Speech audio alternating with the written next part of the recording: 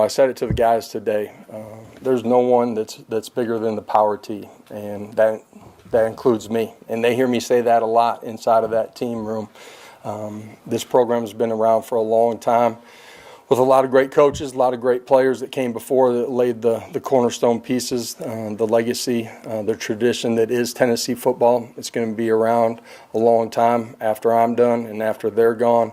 And that's what's special about being here, is that there is a legacy and a tradition that is so rich, and a logo that's recognized not just across the nation but across the world too. I said it to the guys today. There's no one that's bigger than the power T, and that includes me. And they hear me say that a lot inside of that team room. This program's been around for a long time, with a lot of great coaches, a lot of great players that came before that laid the cornerstone pieces, the legacy.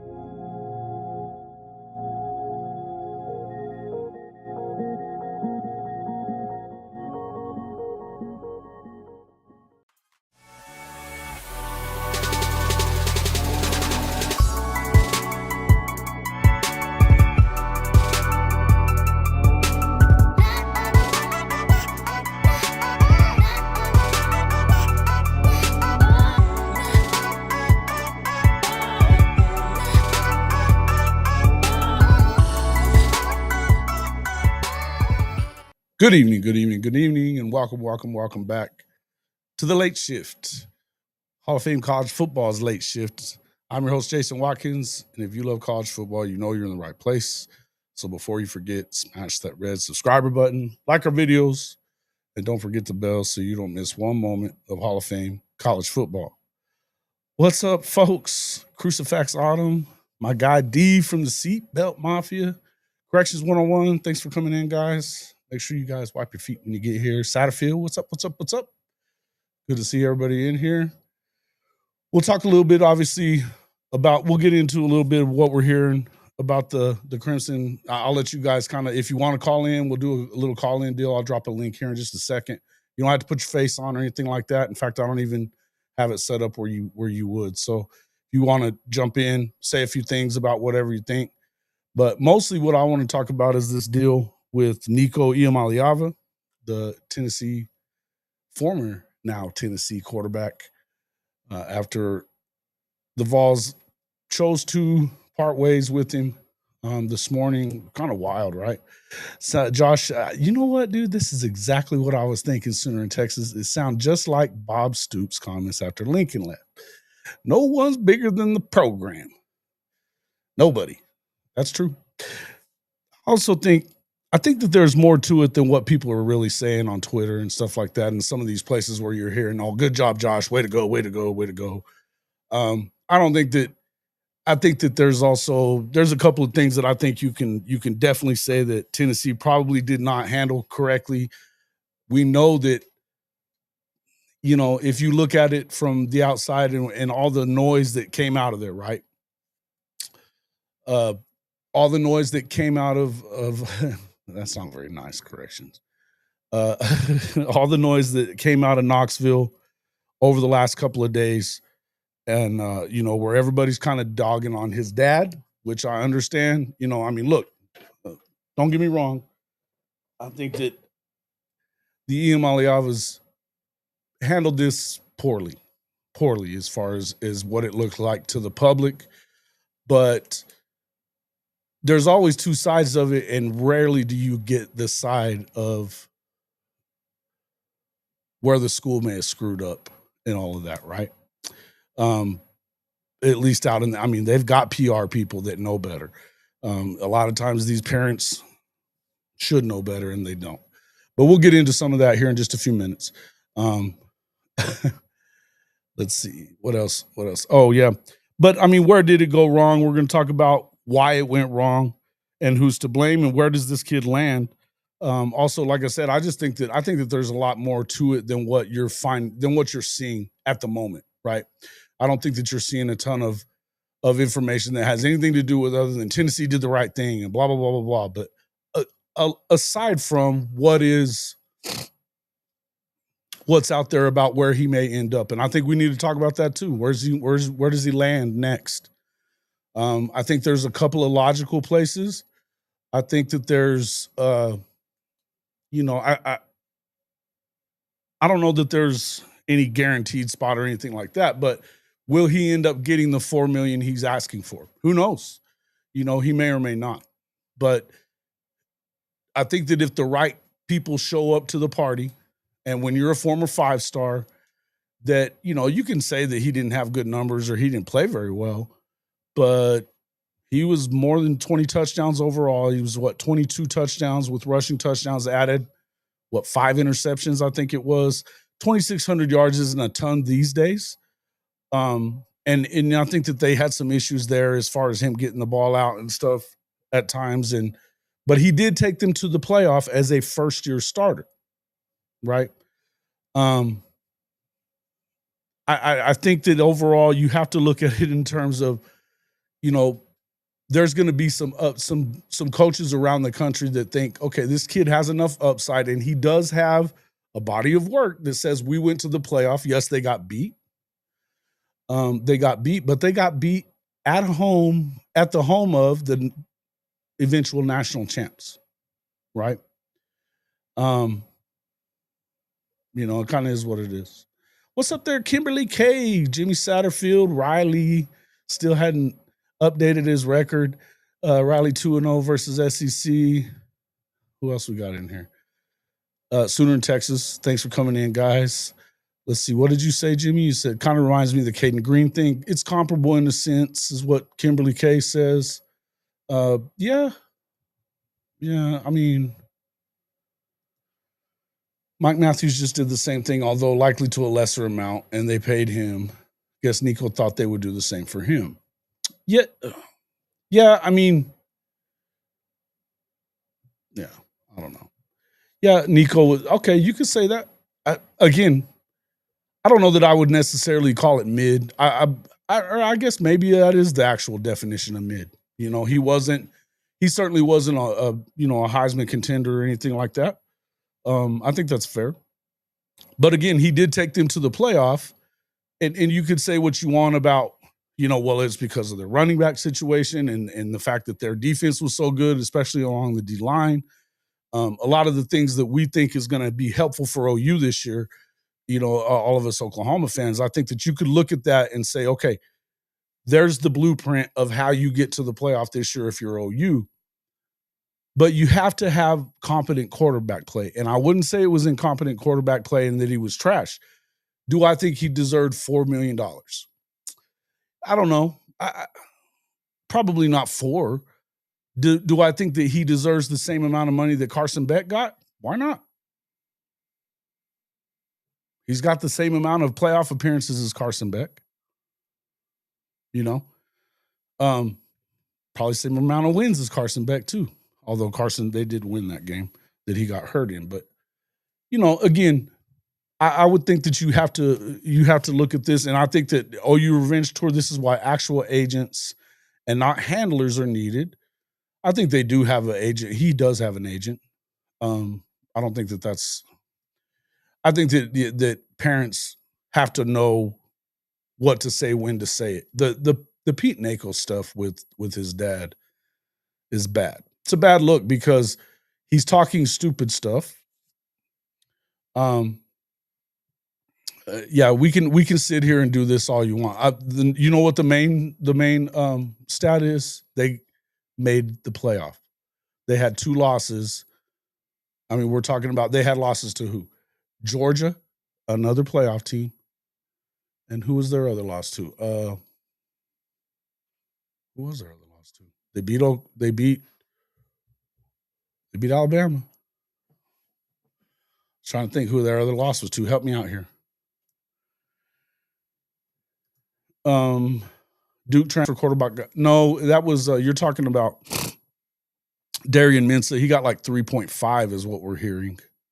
We know that Mateer got in the 3 million area as far as what they're saying around Oklahoma. 3.5, somewhere in that range. Now, and you could say Mateer had better numbers. Yeah, he did. He played in the Mountain West too. It's easy to it's easy to just sit here and just say stuff. Right? It's easy to just sit here and say stuff. But in the end, they went to the playoff, period. Florida, yeah, they did lose. No, they beat Florida. Right? What's up there? Hey, what are you doing, man? Good to see you there, Bomber. Thanks. Appreciate it. No, they beat Florida, didn't they? Yeah, they beat Florida because it was in now you're gonna make me go look.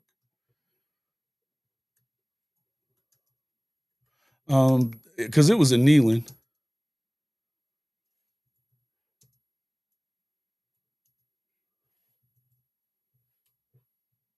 Let's see.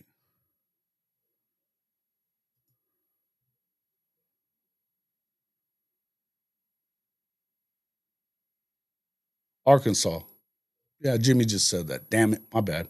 What's up, Ganj? Good to see you, my man.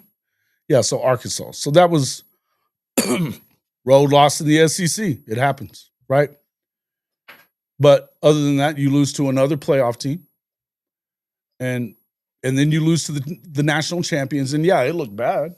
It looked bad, the whole damn thing. They didn't look good coming in without a shirt and then running down to the end of the field and putting their shirts on. It was stupid. But I mean, I would say there's a lot more to it. You know, in the end, well, can you say that they win the national championship if they don't have Will Howard and what he was, though? No, you can't. So I get what you're saying. I'll let you guys, and hey, listen, I'd love for you guys to call in on this stuff. So, you know, like I said, I'll drop that in there in just a second. You guys can pop in and talk about it a little bit. Let's talk about where it went wrong. Now, what you're hearing right now is just what we know from this week. Okay? It's just what we know from this week. So we know that Pete Nakos obviously was hearing stuff from within and around the Tennessee program. Whatever Nico's dad is saying, he was hearing stuff, right? He wasn't lying, you know, about what was being said. It was clear that there was some negotiations going on. Now, here's where I think it kind of falls off the rails here, but we also know that towards the end in December, they were talking about it. And there was something along the lines of, you know, what's being reported is that they called the bluff, or they were holding it, you know, more or less that they were making sure that they're not going to just give in and give him $4 million. I think he was asking for $4 million after the season.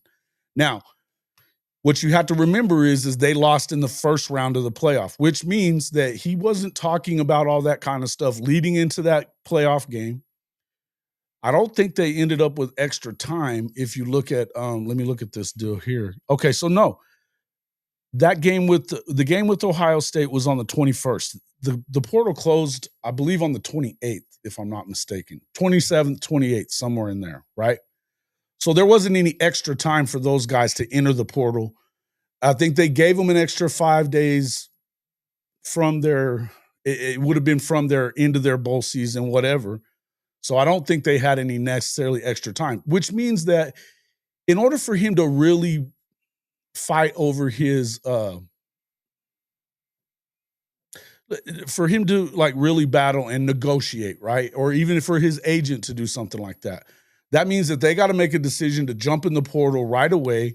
And if they were happy with Tennessee, and I don't think we have any reason to believe that he wasn't happy at Tennessee, right?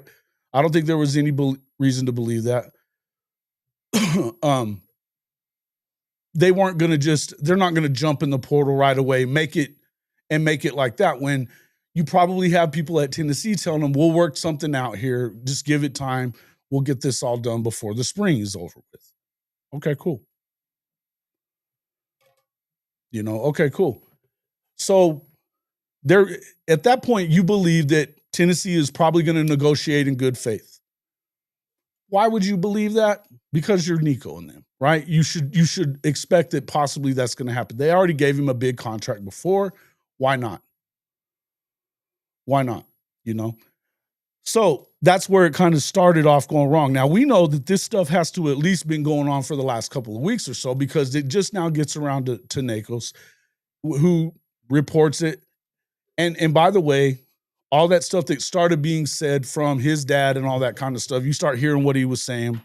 He's bitching about Pete Nakos, calling him a bitch, doing stuff like that, which was a bad look on his part. Because the next morning you don't make sure that Nico goes to practice. Or did Tennessee tell him not to come to practice? Who's to say? We're not hearing, they didn't say anything that I've seen. Nobody said out of Tennessee that he just didn't show up, and that you hear that they were surprised he didn't show up. Nothing is definitive, right? Nothing is definitive. I wouldn't go there. I wouldn't go there. Now, in the end, there was clearly, they were separated by some money. They were separated by some money. And if Tennessee decided there's no way we're going to do this, and then you have a misstep with the media like you had with his dad, then now's a good time to go ahead and make that move. Big Dave chimed in saying false news about what?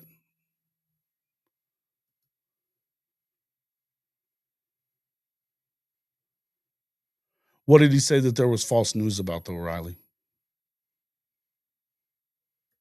CW Long, NIL, as it is today, is BS. Well, better get used to it.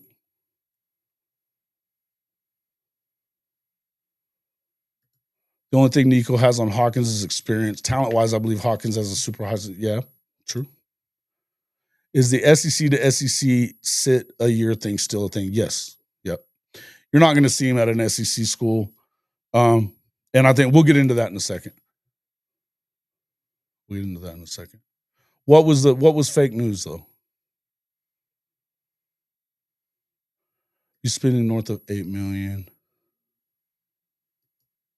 When the report came out from Nakos, yeah. Oh, that's what he was saying?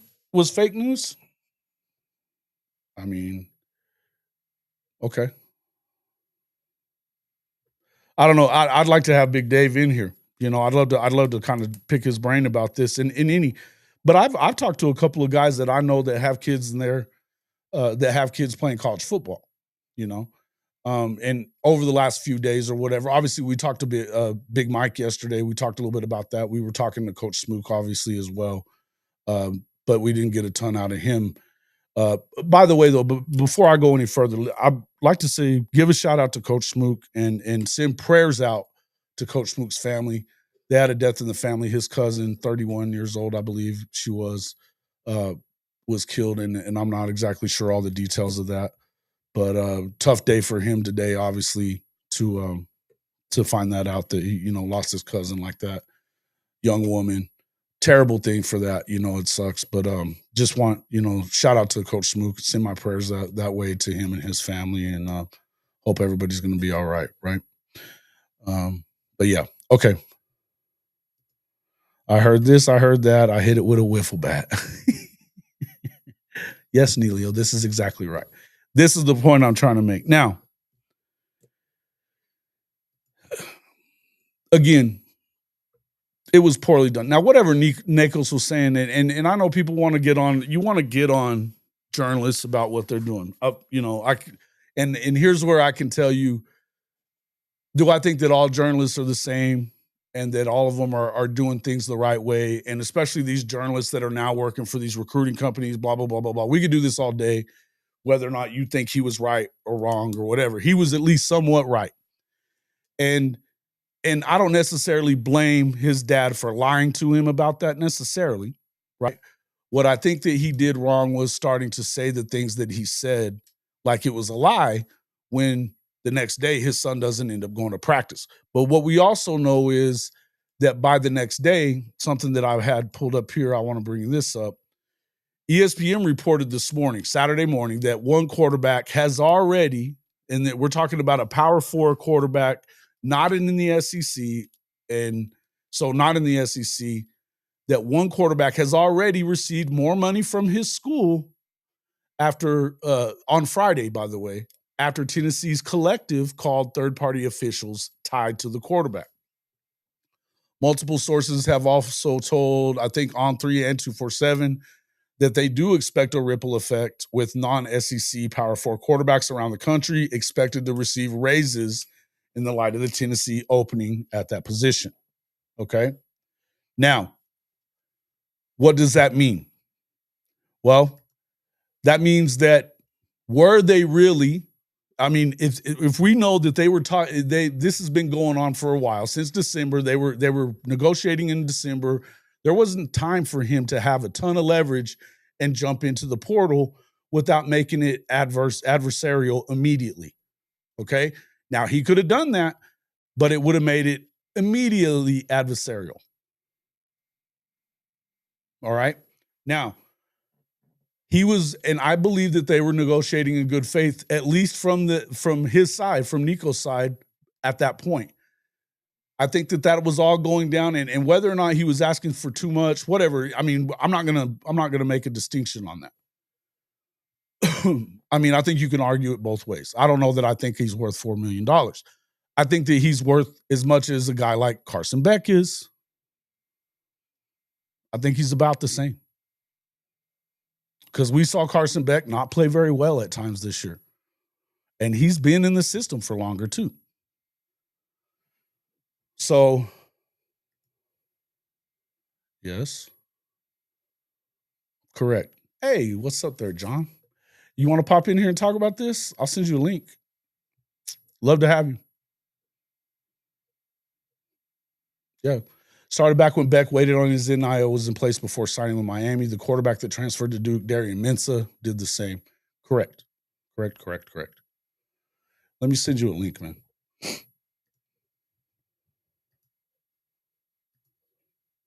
Real quick. I'll send that to John.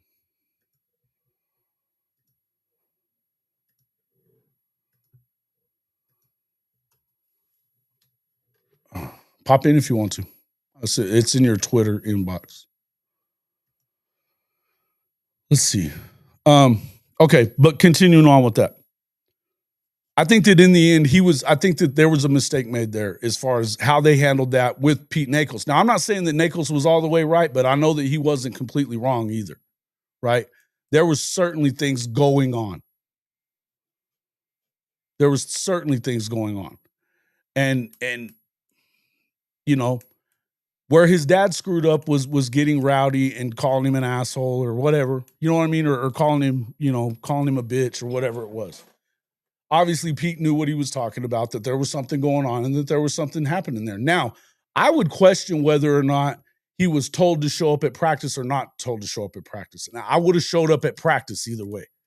That if whoever that's on, if Tennessee told him not to, then he should have showed up anyway.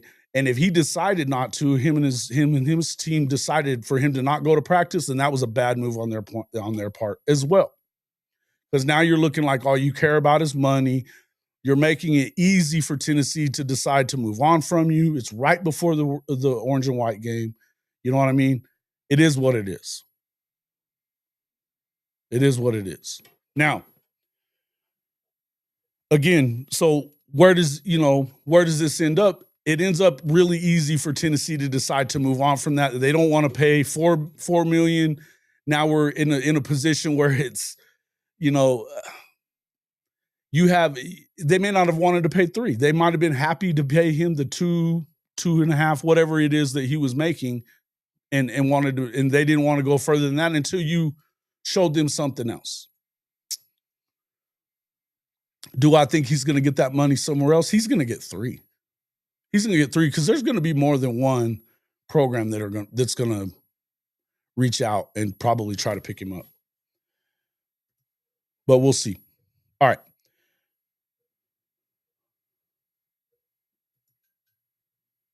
I think they had already given him his walking papers by the time he missed that practice. That's possible. It's possible. So, and here's the thing. They were already reaching out to talk to quarterbacks and look at quarterbacks, right? I mean, think about this. You could, theoretically, you could go get a guy like Carson Beck if that's what you wanted to do. Because he's now at Miami, not an SEC school. He's been at Miami. So he can make that move. And they would have to pay him like that.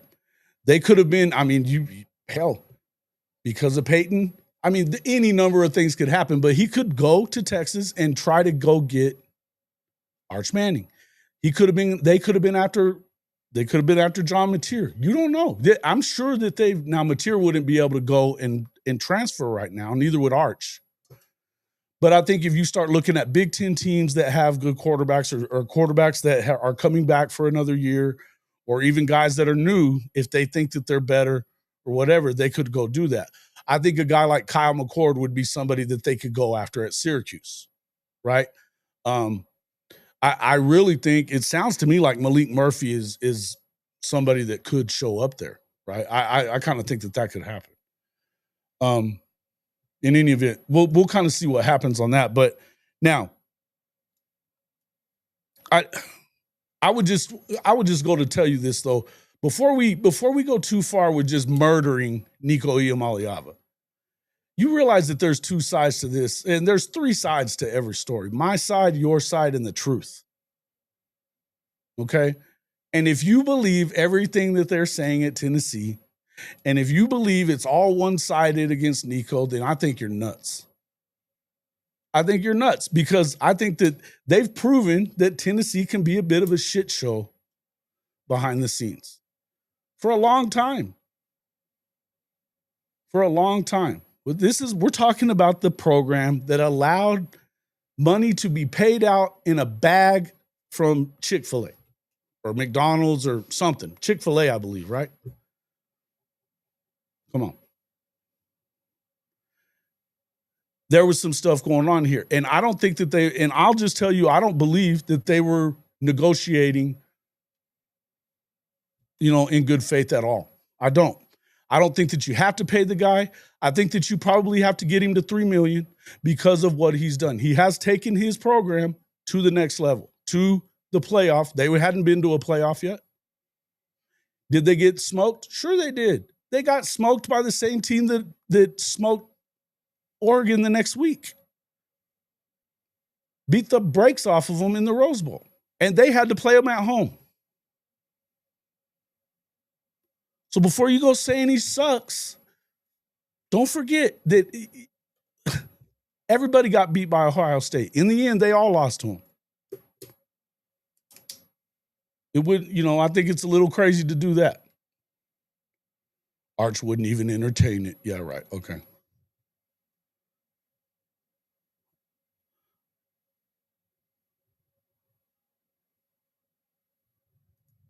He is getting a lot of unwarranted hate.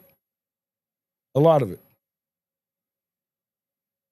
Yeah, make Transfer City here. Yeah, if that was possible, don't you think they would have already done that? Nico's a good quarterback, but not greater elite. He hasn't become greater elite yet. What he's done is gone to the playoff, which is more than a lot of quarterbacks in the country can say right now. If you're an Oklahoma fan, you know that right now OU, Alabama, Texas, Georgia, LSU, none of these guys have been to the playoffs. Or I guess the Georgia quarterback has. But he's still a first-year starter. You got a bunch of first-year starters all around the country. Oh, and by the way, there's another SEC starter that will be a first-year starter at SEC. Right? Yeah, social media placing Nico's face as the problem of college football in 2025. I would tell you that this is going to not be the same thing. I think that this is going to be not a big deal in a year or two at the most. You'll look back at this situation as that ain't shit.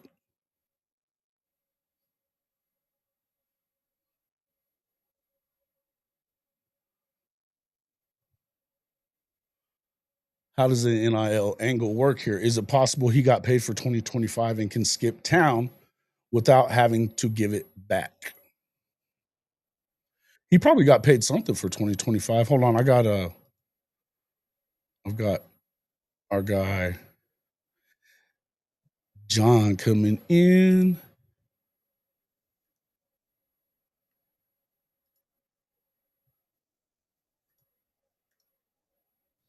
What's up, my guy? Jonathan Lewis. Welcome. Well, man, can you hear me good? Yeah, I got you. Man. Thanks for coming in. Man, How you been? good. Like the new setup. Everything StreamYard is making everybody step the game up. I like it. Yeah. Streamer. This ain't StreamYard. This is actually a little different one. So it was kind of getting to be a pain in the ass with StreamYard on a few things, and the price went up is what made me do it. It was triple the price, Ridiculous, bro. and and it's still kind of Yep. a mid product. So yeah, we made some changes. I really like the way it looks too, but I appreciate it, man. How you been? Good. Working my way back into YouTube slowly but surely. Life happens, and Sure. one thing at a time. Coming in, yeah. Getting ready, Well, working my way back into this season, right? So with A-Day happening for Alabama and everybody else having their scrimmages and everything else going on, or games, whatever they're doing, right? So yeah. Hey, man, and I think there's a lot of, obviously there's a lot of stuff going on. We were just talking about the fact, and I'm here saying myself, I don't love all the hate that Nico's getting right now, right? Now, do I think that they made some missteps? Yes, I do, right? I think his dad should have probably left this in the hands of their representation, yeah. and stayed off of Twitter and that kind of stuff. I think it's also tough to do when your son is getting arrows shot at him, right? What's funny is so many people, including myself, when I saw the initial reaction, I wanted to blame Nico. I'm like, okay, why are you being selfish? This is, you're not thinking about the team, blah, blah, blah, whatever. Sure. But at the same time, why are you blaming somebody for taking advantage of a market to make more money? Looky there. I mean, like, let's be real. This is the NFL now, right? So what do NFL players do all the time? They hold out for bigger contracts because they think they're worth more. Now, Nico could end up where he just falls on his face and he ends up God knows where, and he won't make as much money in the NIL, whatever it may be. It's Sure. it's a gamble, right? So at the end of the day, this is nothing more than a gamble. But I'm not just gonna blame. Do I think it was a bad move on his part? Yes, I do. To Yeah, get they had some missteps for sure. yeah. But I'm not just gonna say this is just Nico's fault either, because I'm also gonna blame the University of Tennessee and every other program out there as well for not thinking ahead, because there is no regulation on this. So why are you not trying to put something in place when something like this happens? What the?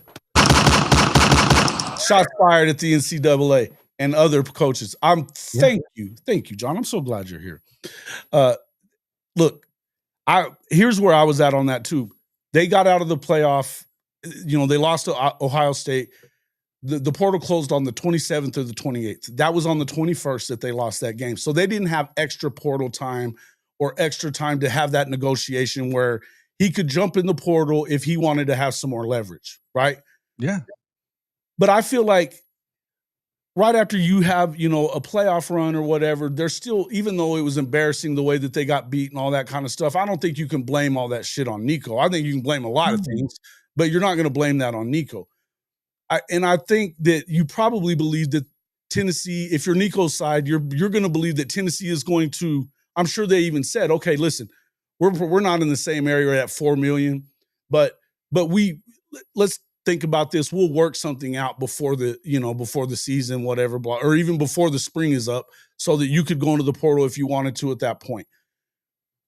Why wouldn't he believe that they're negotiating in good faith at that point? So you're not going to jump into the portal, but it hurts you leverage wise if you don't right then, right?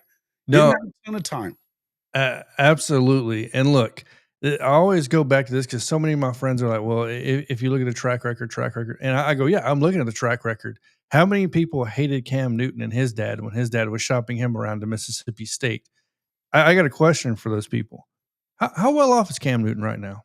And I'm not saying Nico is Cam Newton, but No. what I'm getting at is in his mind and to his dad, he is that good, right? So Absolutely. of course, Oh yeah. we're Oh yeah. thinking that's the process.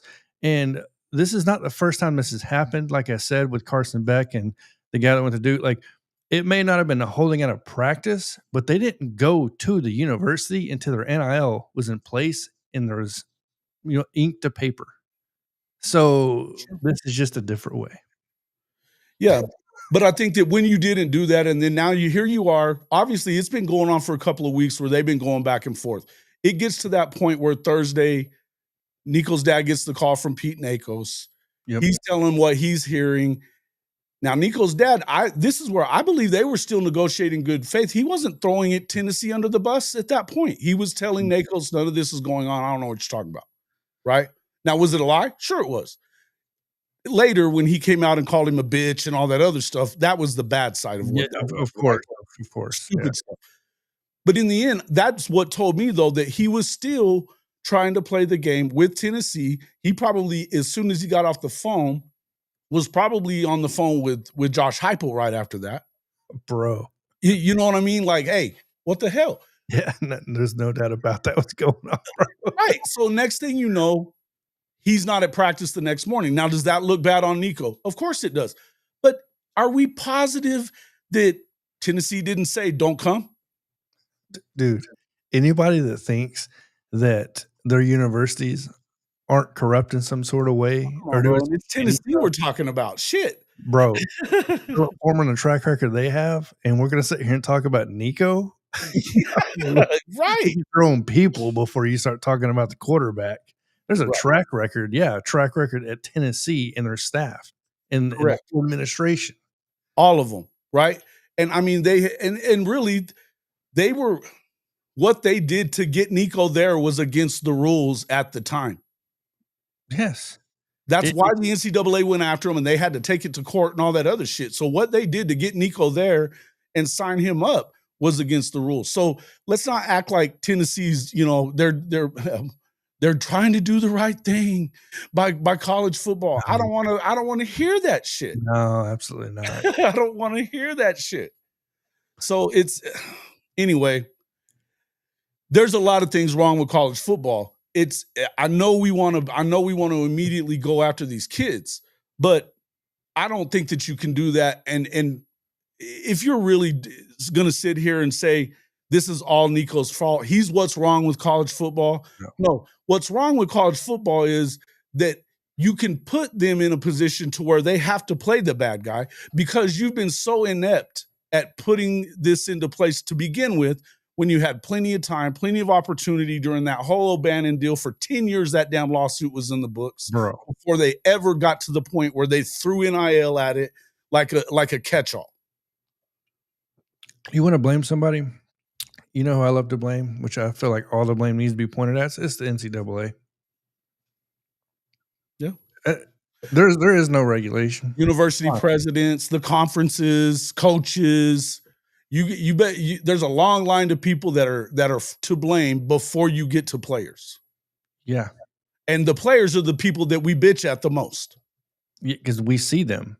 That's the problem. You don't see the presidents. You don't see the ADs as much. You don't see the NCAA officials or their committee or their president in front of a camera answering questions like the Senate does and everybody else, right? So it's easy to make decisions when you're not put in front of a camera and you have to answer for these things. You can just hide in your room somewhere and be dormant and let the kids take the fall for everything that's happening because he wants to take advantage of it. Sorry. Yeah. And look, if for you folks that are in here saying that he's mid, okay, and maybe you're right, you could end up being right, but you can sit there and say that. But a lot of quarterbacks that, I mean, what did you think of Will Howard before this past season? Bro, what do you even think of him now? I'm not a talent evaluator, right? I can only go by what I hear, like, and listen to and see for myself. And I know I don't know how to evaluate talent, but I do know that Nico is one of the top quarterbacks in that class in his potential in the NFL, right? Which is what they care about almost, it seems like, more than anything. When you look at Jalen Milroe, you look at Anthony Richardson, right? These guys are not prototypical quarterbacks that are putting up outstanding numbers like percentages and everything else. No, they're just 6 foot whatever. They run fast and the potential is through the roof. Nico hits all those marks. He is through the roof. So we know most likely he's going to get drafted. I'm not saying first round, but it looks like even if he's mid in college, He the has best people is he there. ticks all the boxes as far as Exactly. physicality is concerned, right? I mean, you look at Mitch Trubinsky, who was drafted over Deshaun Watson, who was drafted over Lamar Jackson, right? So, like, because he checked certain boxes, right? And those boxes are the same ones Nico checked. I'm Correct. not saying that's who he is, but you get what I'm saying. Yeah. No, and sixfold Chevy, you don't have all this info for sure, like you know what the hell you're talking about. Stop talking. Stop talking, bro. You don't know what you're talking about. Because nobody does. That's the point I'm trying to make. It's not one-sided. You can sit here and say, great job, Josh Heupel, like everybody is, and you don't know. Right now, the optics don't look good for him. I'm telling you, a year from now, this may not look like shit compared to some of the other things that you've seen. Think about this. This is a huge thing today. Hell, there's things that have went on in the past that we thought was a big deal then. You wouldn't even think about it anymore with all you've seen. And again, it's not this. We're not talking about a program at Tennessee that's always been on the up and up. Come on, man. They Come better on. universities better hope they don't get their brains together and get a players association like the freaking NFL did, because then you're going to really have some chaos ensuing in college football, to be honest with you. So who would tackle that? I don't know. But I know the NCAA better figure it out fast, because if not, Well, good luck handling this now. we'll get into this in a few minutes as far as like that, because you've got that clearinghouse thing that everybody thinks is going to be the next catch-all, which I think is stupid to believe that, because what you've ended up seeing is these courts are showing you that they're not going to limit their ability to make money through NIL. They're not going to do it. How do you? You can't. And this is what the clearinghouse supposedly is going to decide, whether it's a fair market deal and all this other horse shit. Whatever, bro. I think if that is conducive for them getting the house settlement done, it's probably not going to get done, because they're not, or maybe it does get done, but it'll get challenged and it'll get killed. It'll get killed because they've shown over multiple lawsuits at this point that you can't touch them. You can't tell them they can't move. I would tell you that this SEC to SEC movement, the first time somebody challenges it, will be over with. It, it's so funny because people think once, and you're so right. What I hate talking about is like the legal side of this, because I don't know a lot about the legal stuff, right? But the little bit of research I've looked at and I've talked to, right, it's usually this: we're going to try to implement something and put it in place, and then the moment that happens, it's challenged, and then it's caught up in court for 10 years. So the moment they try to regulate how much these kids are making, or they're grown men, actually, grown men are making in college, right? Because they're getting paid through NIL and collectives and everything else. You best believe somebody is going to do exactly what happened with the NCAA football game. And they're going to go and they're going to take this either to the Supreme Court, whatever it may be, and go, show me where you can put a number to my value, and this is how much money I should be making. Yep. And that's going to tie in court forever. Exactly. That's Right.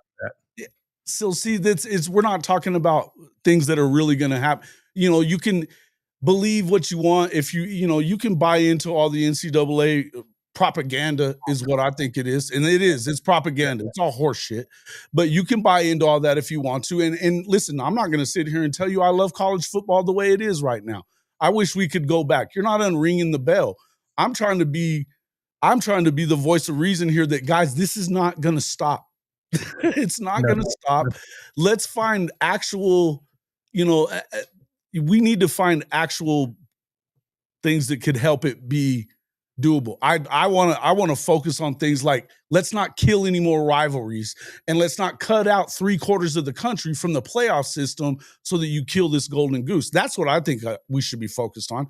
Instead, we want to attack these kids like it's their fault, that all this shit, they're everything that's wrong with college football. And that's just not right. It's just not right. Yeah, Dan Lanning exposing this is comical. Again, yes, were they shopping themselves around after all this? Of course they were. And why wouldn't you be? As an Oklahoma fan, we know that we just lost our number one receiver again. Yep. Do you think that Jim Nagy is not calling around looking for receivers no matter where they are? Bro, Look, the chains are off, dude. Plain and simple. The fact that Nick Saban came out and said this at the beginning of I guess really it was in the middle of the season last year, right, on ESPN or whatever network it was, when he said, yes, it's illegal for a university rep to contact a player. So a coach cannot contact a player, but that coach can contact a third party to relay information to that player. His It's agent. perfectly legal. And basically they're saying you can get an agent. Exactly. Teammates, whatever. It could be anybody. Mom and dad. Or do what Cam Newton did. Get his dad. Like you just said. Like, I mean, Nick Saban, everybody called him an idiot and laughed and everything else. And this dude has been like the prophet when it comes to seeing this stuff through. He said it last year as well, talking about he's waiting for player holdouts. Well, guess what? My God, it wasn't even a year ago when he said it. So there we go. Yeah, and again, I think that this quote unquote holdout, it lasted all of a day that we knew about it. All of a day. And they parted ways or whatever. And wait until somebody holds out before a playoff game. Oh, that's going to be crazy. Getting to Christopher Shannon asking me, you worried about Wisconsin? I'm worried about everybody until I can see what our quarterback can do, because we haven't got exposed to Who's it Ty going to be? Yeah. Who's it going to be? or whoever. It's going to be Ty, right? So everything points to Ty Simpson. Supposedly Ryan Grubb is supposed to make everything better on the offensive side. Until I see it with my own physical eyes, yeah, I'm worried about Florida State game 1. I'm not even worried about Wisconsin. So this is not Nick Saban and his team, right? So correct. No, I get it. I'm not going to give you respect that you haven't earned yet. So no, I we'll see how from my end of it, not being a Bama fan, I think that you have a good coach there. I think that Ryan Grubb being back is a good situation. Absolutely. As far as the offense is concerned. And I think that you've got receivers that ought to make you really, really good, right? As much as I like Jalen Milroe as an athlete, I don't love him as a passer. I think that was a tough situation at times. Now, do I think that Kalen DeBoer is necessarily a fit for Alabama? I don't know. I think that that's what you're going to find out, right? I think that's what you're going to find out. I do know that Alabama still has the best roster in the country and that they should be able to figure this out in some way. If they don't, it won't take long to fix it. They won't take a time. This isn't a situation where you get a lot of time. If you go 9-3 2 years in a row, now your ass is in deep shit for year 3. Yeah, no doubt. Year 3, Alabama may be shopping around, to be honest with you at that point. Yeah. So I get that. Now, again, just to kind of finish, we can move off that. Look, I'm just going to say one more time, I don't think that this is all Nico's fault. In fact, I got a text just now from somebody. I don't want to really read it all. I'm just going to say this. It's always amazing to see how people comment and hate when they don't know the story. Nico isn't asking for more money because he's greedy. He's asking for more money because he and his family have been asking for more help on the O-line and with receivers, and that help has not come as of yet. Now, I don't know that I'm pretty sure that this person knows Nico and his family. I believe that they're probably telling me the truth right now. Am I going to throw this person under the bus? No, I'm not. No, I'm not. Which, by the way, the people that wanted to bitch at Pete Nakos for him not saying who his source is, guess what? If you're a journalist at all, you don't get sources by burning them the first time they give you information. We know that. I don't have a real source, right? But Sure. People that tell you stuff that's closer than what I am. Yeah, you don't ever want to send something back, right? You don't ever want to send something back to that person and messed up with what may be happening behind. I mean, you say something and it could get Nico in trouble at Tennessee if he was still around. You don't want to do that. I would never want to do that to a family at Oklahoma. No way. Big Bumbo says he's coming home to USC. Well, let's go there. Where does he land? I think it's clear that he's probably not going to be at an SEC school, I would guess, unless he wanted to challenge that rule, which, could happen or whatever, but I don't see that really happening. I think there's a few programs out there that are the first ones that come up. I'm going to go with, I think Ohio State, USC, as Big Bumbo just said. is another possibility. I would say I think Oregon, except that if Dan Lanning called to tell Josh Heupel, which this is funny too, that that this is going on. Yeah.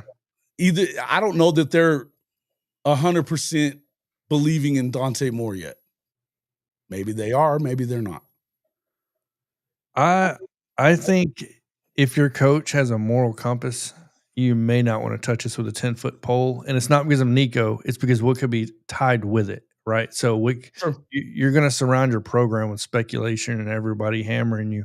So I Well, personally, what's the main thing that matters? Like Texas Tech doesn't give a shit. I'm not going to tell you that I think that Joey McGuire doesn't have a mobile compass, but yeah. what do you have to lose if you're Tech? Yeah, teams like that, absolutely. I mean, USC, Lincoln Riley to me has no moral compass. He would Yeah, let's talk about moral. Another guy that supposedly called Josh told him that too. Yeah, But that I he believe that. doesn't mean that he wasn't just maneuvering himself to be able to, oh, well, we'll take him. Yeah, no worries. Push him out the door almost like we'll just say it. That way he doesn't come back to Tennessee, and we have a better shot of getting him. So Yeah, correct. no, I don't think he definitely ends up in the SEC. I think he's going to have to end up at a school that's willing to give him $4 million. I do know that, and I know people think there's unlimited money, but there's not, and that means he's going to have to go to some sort of relevant school, right? So where that is, I don't know. I think USC is a good possibility, though. Yeah, the other one I would think, okay, so I think if you believe that, and I believe that he can throw the football. I know that they didn't throw the football great last year. In his first year as a starter, by the way, where they still only lost 2 games until they lost to the national champions. Yep. 26, 19 touchdowns, 5 interceptions. You can say what you want about who the touchdowns were with or whatever the hell. We can do all that all day long, but he was a first-year starter. Now, I think Ohio State is one of those programs look, they just lost Will Howard. I don't know if they believe in Julian Sayin yet. We know that they've lost some of these other guys that were backups last year. Will Howard's no longer in the picture, and they've got Jeremiah Smith. Yeah. And if you believe, like I believe, that here's where I think it probably goes. This is how he gets the most money too. I think there's 2 teams that could theoretically believe that they are right there for the national championship, and they just need that guy at quarterback, and they can win it. Notre Dame and Ohio State. Yeah, I mean, Notre Dame, I would love to think for sure. Yeah, Notre Dame's a good one. Ohio State obviously is in that picture. Man, We there's got to wait and see what happens. They still have Caleb Downs and all that stuff. I know they changed. They gone away from their DC and all that stuff at Ohio State, but we know that their roster is also ungodly, right? No, absolutely. You got a guy like Caleb Downs. You've got offensive weapons like they're going to always have, and Jeremiah Smith is he's on another level than everybody else in the country. I think too, we're going to have to start thinking about this like the NFL and the NBA does because of the way it's positioned. I think because he's looking at the NIL and they're looking right to profit from the NIL collective and the market. We got to look at the markets surrounding the cities. So like somebody pointed out, a lot of people would laugh at SMU. Dude, they're in Dallas.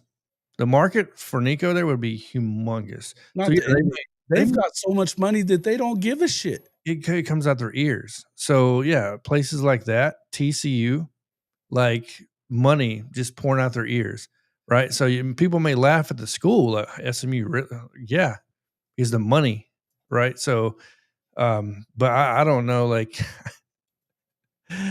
I think the only real competitive school as far as national championship who would go to, I don't know, I don't see USC even with him being, I'll be honest with you, going to a national championship. So I would have to say Ohio State, maybe Notre Dame.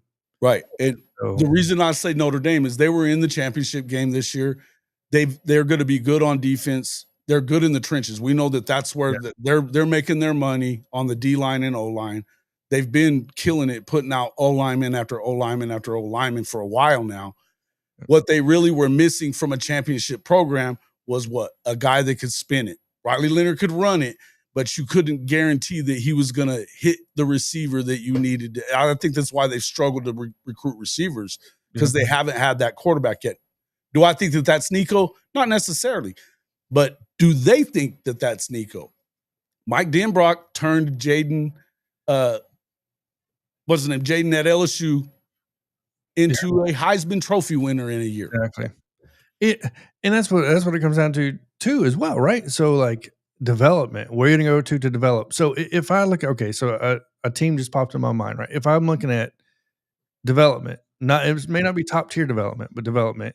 When I'm looking at the market, when I'm looking at NIL Collective, right, and I'm looking at Moral Compass, like as far as the program won't mind this coming in and dealing with the chaos of the media coming in and blaming them and whatever. I mean, Miami losing Cam Ward, right? Not getting the quarterback they hoped to get in the long run. Now you bring in Nico, you give him the money. You're in the market in Miami. They got Beck though. They do got Beck, but I'm thinking like long. Well, yeah, I guess that wouldn't make. Yeah, Beck did sign. Beck's got what, 1 year left? Yeah, right. Yeah. But I'm looking at. Nico's not going to go somewhere and sit though. That's the thing. Yeah, he's not going to sit. He's not going to sit. That wouldn't make any sense. Yeah, I'm trying to make sense of this. Like he's not going to sit. He's not going to be patient. So yeah, I don't know, man. I just can't believe. I honestly can't get over it. Yeah, listen, and Joseph Anthony says there's a video on YouTube of a guy claiming he's a close friend of Nico, and part of the reason he's leaving is because Heupel promised him to change the offense to cater to his style of play. Would this surprise you? No, it wouldn't, because we're all talking about how mid he is, but we're forgetting about the fact that all the years that Josh has been at Tennessee, I'm not saying anything bad about Josh. I'm a fan of Josh. Okay. But I'm going to tell you this. They had 1 year where that was an explosive offense. One. Yeah. And it was year 2 of Hendon Hooker, who nobody loved going into year 2. They were not excited about him until they beat Alabama, where they weren't excited about it. Yep. So what we've seen is, if you're Nico and you're like, look, you're not giving me the ability to do what I want to do here. And they had some big time receivers. Why did they all leave? I don't know that. Why are they leaving? You know, your running back situation. I know that Josh has turned into a more of a power run guy. As an air raid guy, that surprised me, to be honest with you. But he did. Yeah, I think absolutely that is it's a possibility right now. Right? It's a possibility. Florida State's an interesting one too. Florida State's an interesting. It's definitely an interesting one. Look, do they have who they want for this year? I don't know who their quarterback is. It's the guy from Boston College, right? Yeah. See, but the money, because Florida State didn't want to pay Jimbo to keep him there. They're tight with her. Supposedly, they're just as tight with the NIL. So, like, I don't know if they would be willing to give up. They've been heavy portal people. I mean, they've been I think that Florida State is the picture of the mercenary right now. I think they're Colorado football. Them in Colorado, absolutely. Yeah. So is that one we're looking at? Colorado? I think they like their guy. But they've also paid big bags to both those quarterbacks that they already have there. So I brought them up earlier to somebody I was talking to offline, but and I don't know that I'm still believing that they're there. I think that SC could, if they don't believe in Iamaleava, which it sounds like a couple of SC fans in here don't believe in Iamaleava. I think he's pretty good, but I believe that they'll come up with that cash. I don't. I know that everybody's talking about that they're number 1 in the country right now in recruiting. They have at least 10 more recruits than the next best team in recruiting right now, which is why they're where they are. So before we go pumping Lincoln and his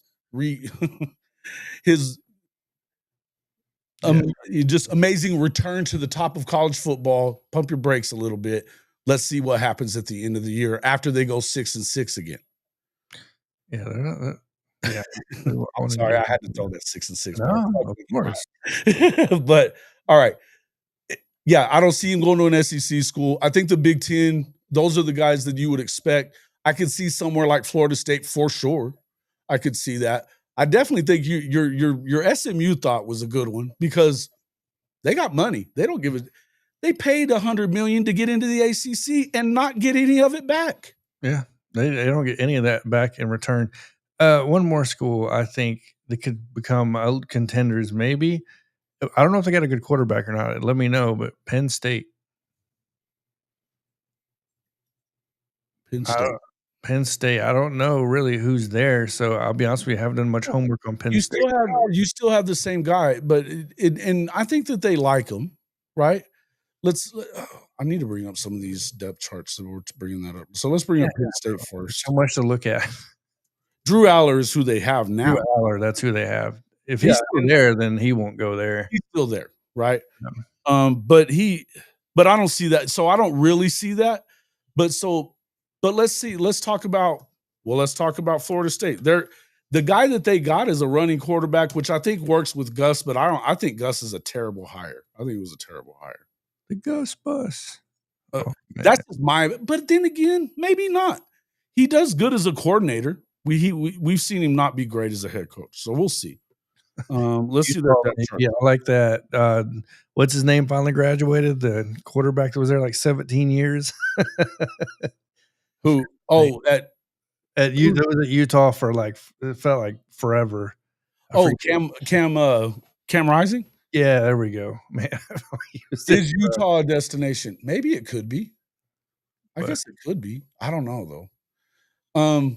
So their quarterback at Florida State is Tommy Castellanos. Then you've got Brock Glenn. It's horrendous.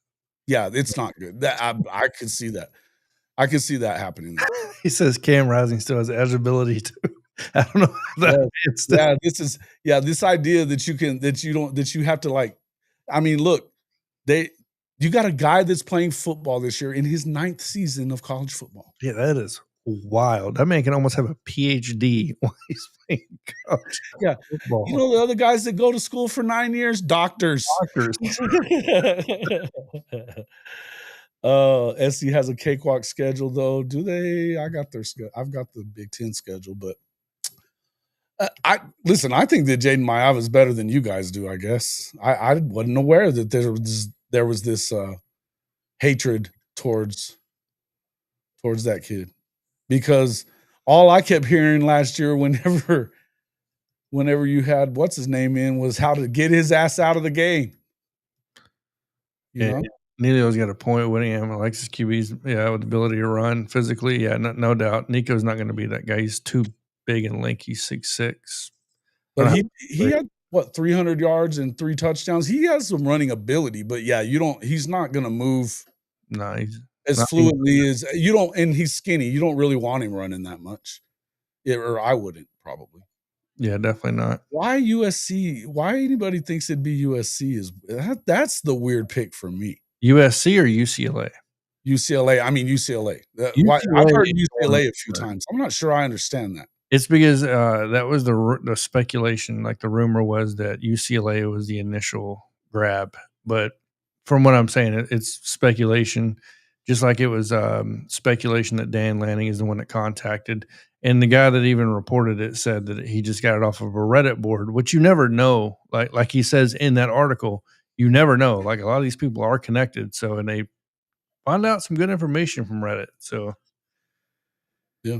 No, you'd be surprised, right? There's some stuff that gets popped up on Reddit that you're like, what the hell? How did that? Why is that real? Yeah. Transferring to Temple for the easy OU dub. Oh, Kyle Dupuis in here talking some shit. So what did Nico get paid? He had $2.5 million this past season for Tennessee. Yeah. His contract was $2.5 million a year.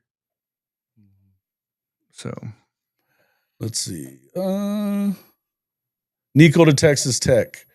Now this one has legs because of the same reason we were talking about with SMU. They can afford whatever number you need. Yeah, oh yeah. They believe that they believe. Now I'm gonna say they believe, not me. They believe that they're a player away from getting into the playoff, having the opportunity that Arizona State almost beat Texas. That kind of shit right there. Arizona State should have beat Texas.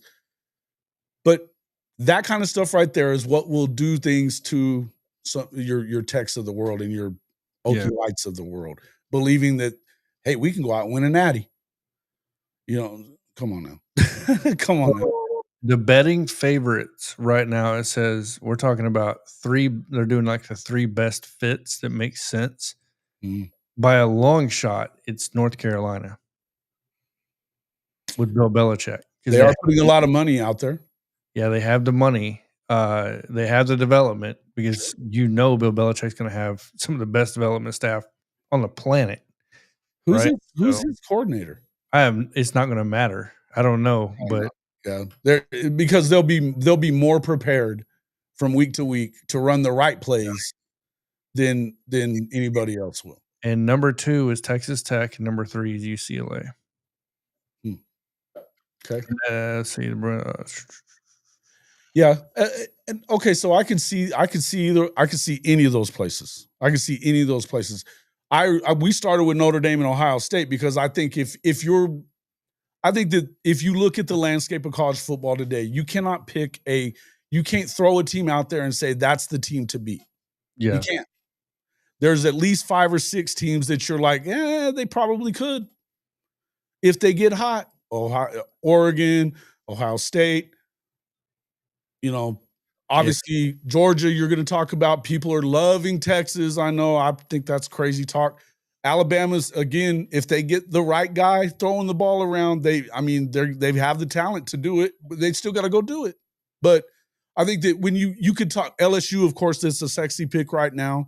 Garrett Nussmeier is probably the best quarterback in the SEC. You know what I mean? As far as what we've seen out of him already. So, and do you trust BK? I don't. But I think that we know that they're going to have receivers. If their defense is a little better, I could see them winning the SEC. Think dark horse picks, obviously Florida with DJ Lagway, another guy that, another quarterback that could carry you a long way. Their defense is really good. They're built in the trenches well. I still think that we got to see Billy do something before we believe in him. But I think dark horse, I think that's fair. Georgia, of course, I think that you got to see what you got in quarterback, but they won with the damn walk-on. 2 of them. Yeah, no. And look, I don't want to hear the moral compass part on that because those dudes have issues after years every year. But I think another one. I was going to ask you about that. What did you think about what Kirby said about competitive balance last week? Bro, look, Kirby is Nick Saban 2.0. He's just going to say whatever he has to say to get out of the shit to say it. Exactly. He doesn't believe the shit he's saying. No. You know what I mean? Like these guys are they're there to answer questions because they have to, and they're going to get fined if they don't do it. So we're going to give you the least amount, if not wrong information as possible. Right. So that's kind of where I find that. I think another school. Clemson's a real dark horse, I guess, is what Benji's saying. I don't trust them, but if to me, if you gave me an ACC or not ACC, if you gave me, if you told me right now where I think he ends up, in my top 3 to 4, I would probably put Maryland in that. To be honest with you, when you look at that staff tends to lean towards this style of play for sure. Spread, right? Doesn't require the quarterback to move around much. Like it kind of fits them. And Loxley and those guys, they're established, right? He's still there, right? I think he's still there. Everybody keeps moving. I'll say this. Oh, Loxley's still at Maryland? Is that what you're asking? Yeah, he's still at Maryland, right? So, yes, correct. I mean, that staff's been there. All right, I got a text message. I was just looking. No, you're good. I'd have to say you can't discount Maryland because Maryland has money. They got a little bit of money as well. So, yeah, I say Maryland. And they've been busy. They've been busy. I think Mike's trying to save his job. That possibly would do it. It would make you at least competitive. I'm not going to say you're going to win the Big Ten, but Well, He's going to make you something for a competitive. second. in the Big Well, Ten. you don't have to win the Big Ten to get in the playoff. You don't have to win the SEC to get in the playoff either.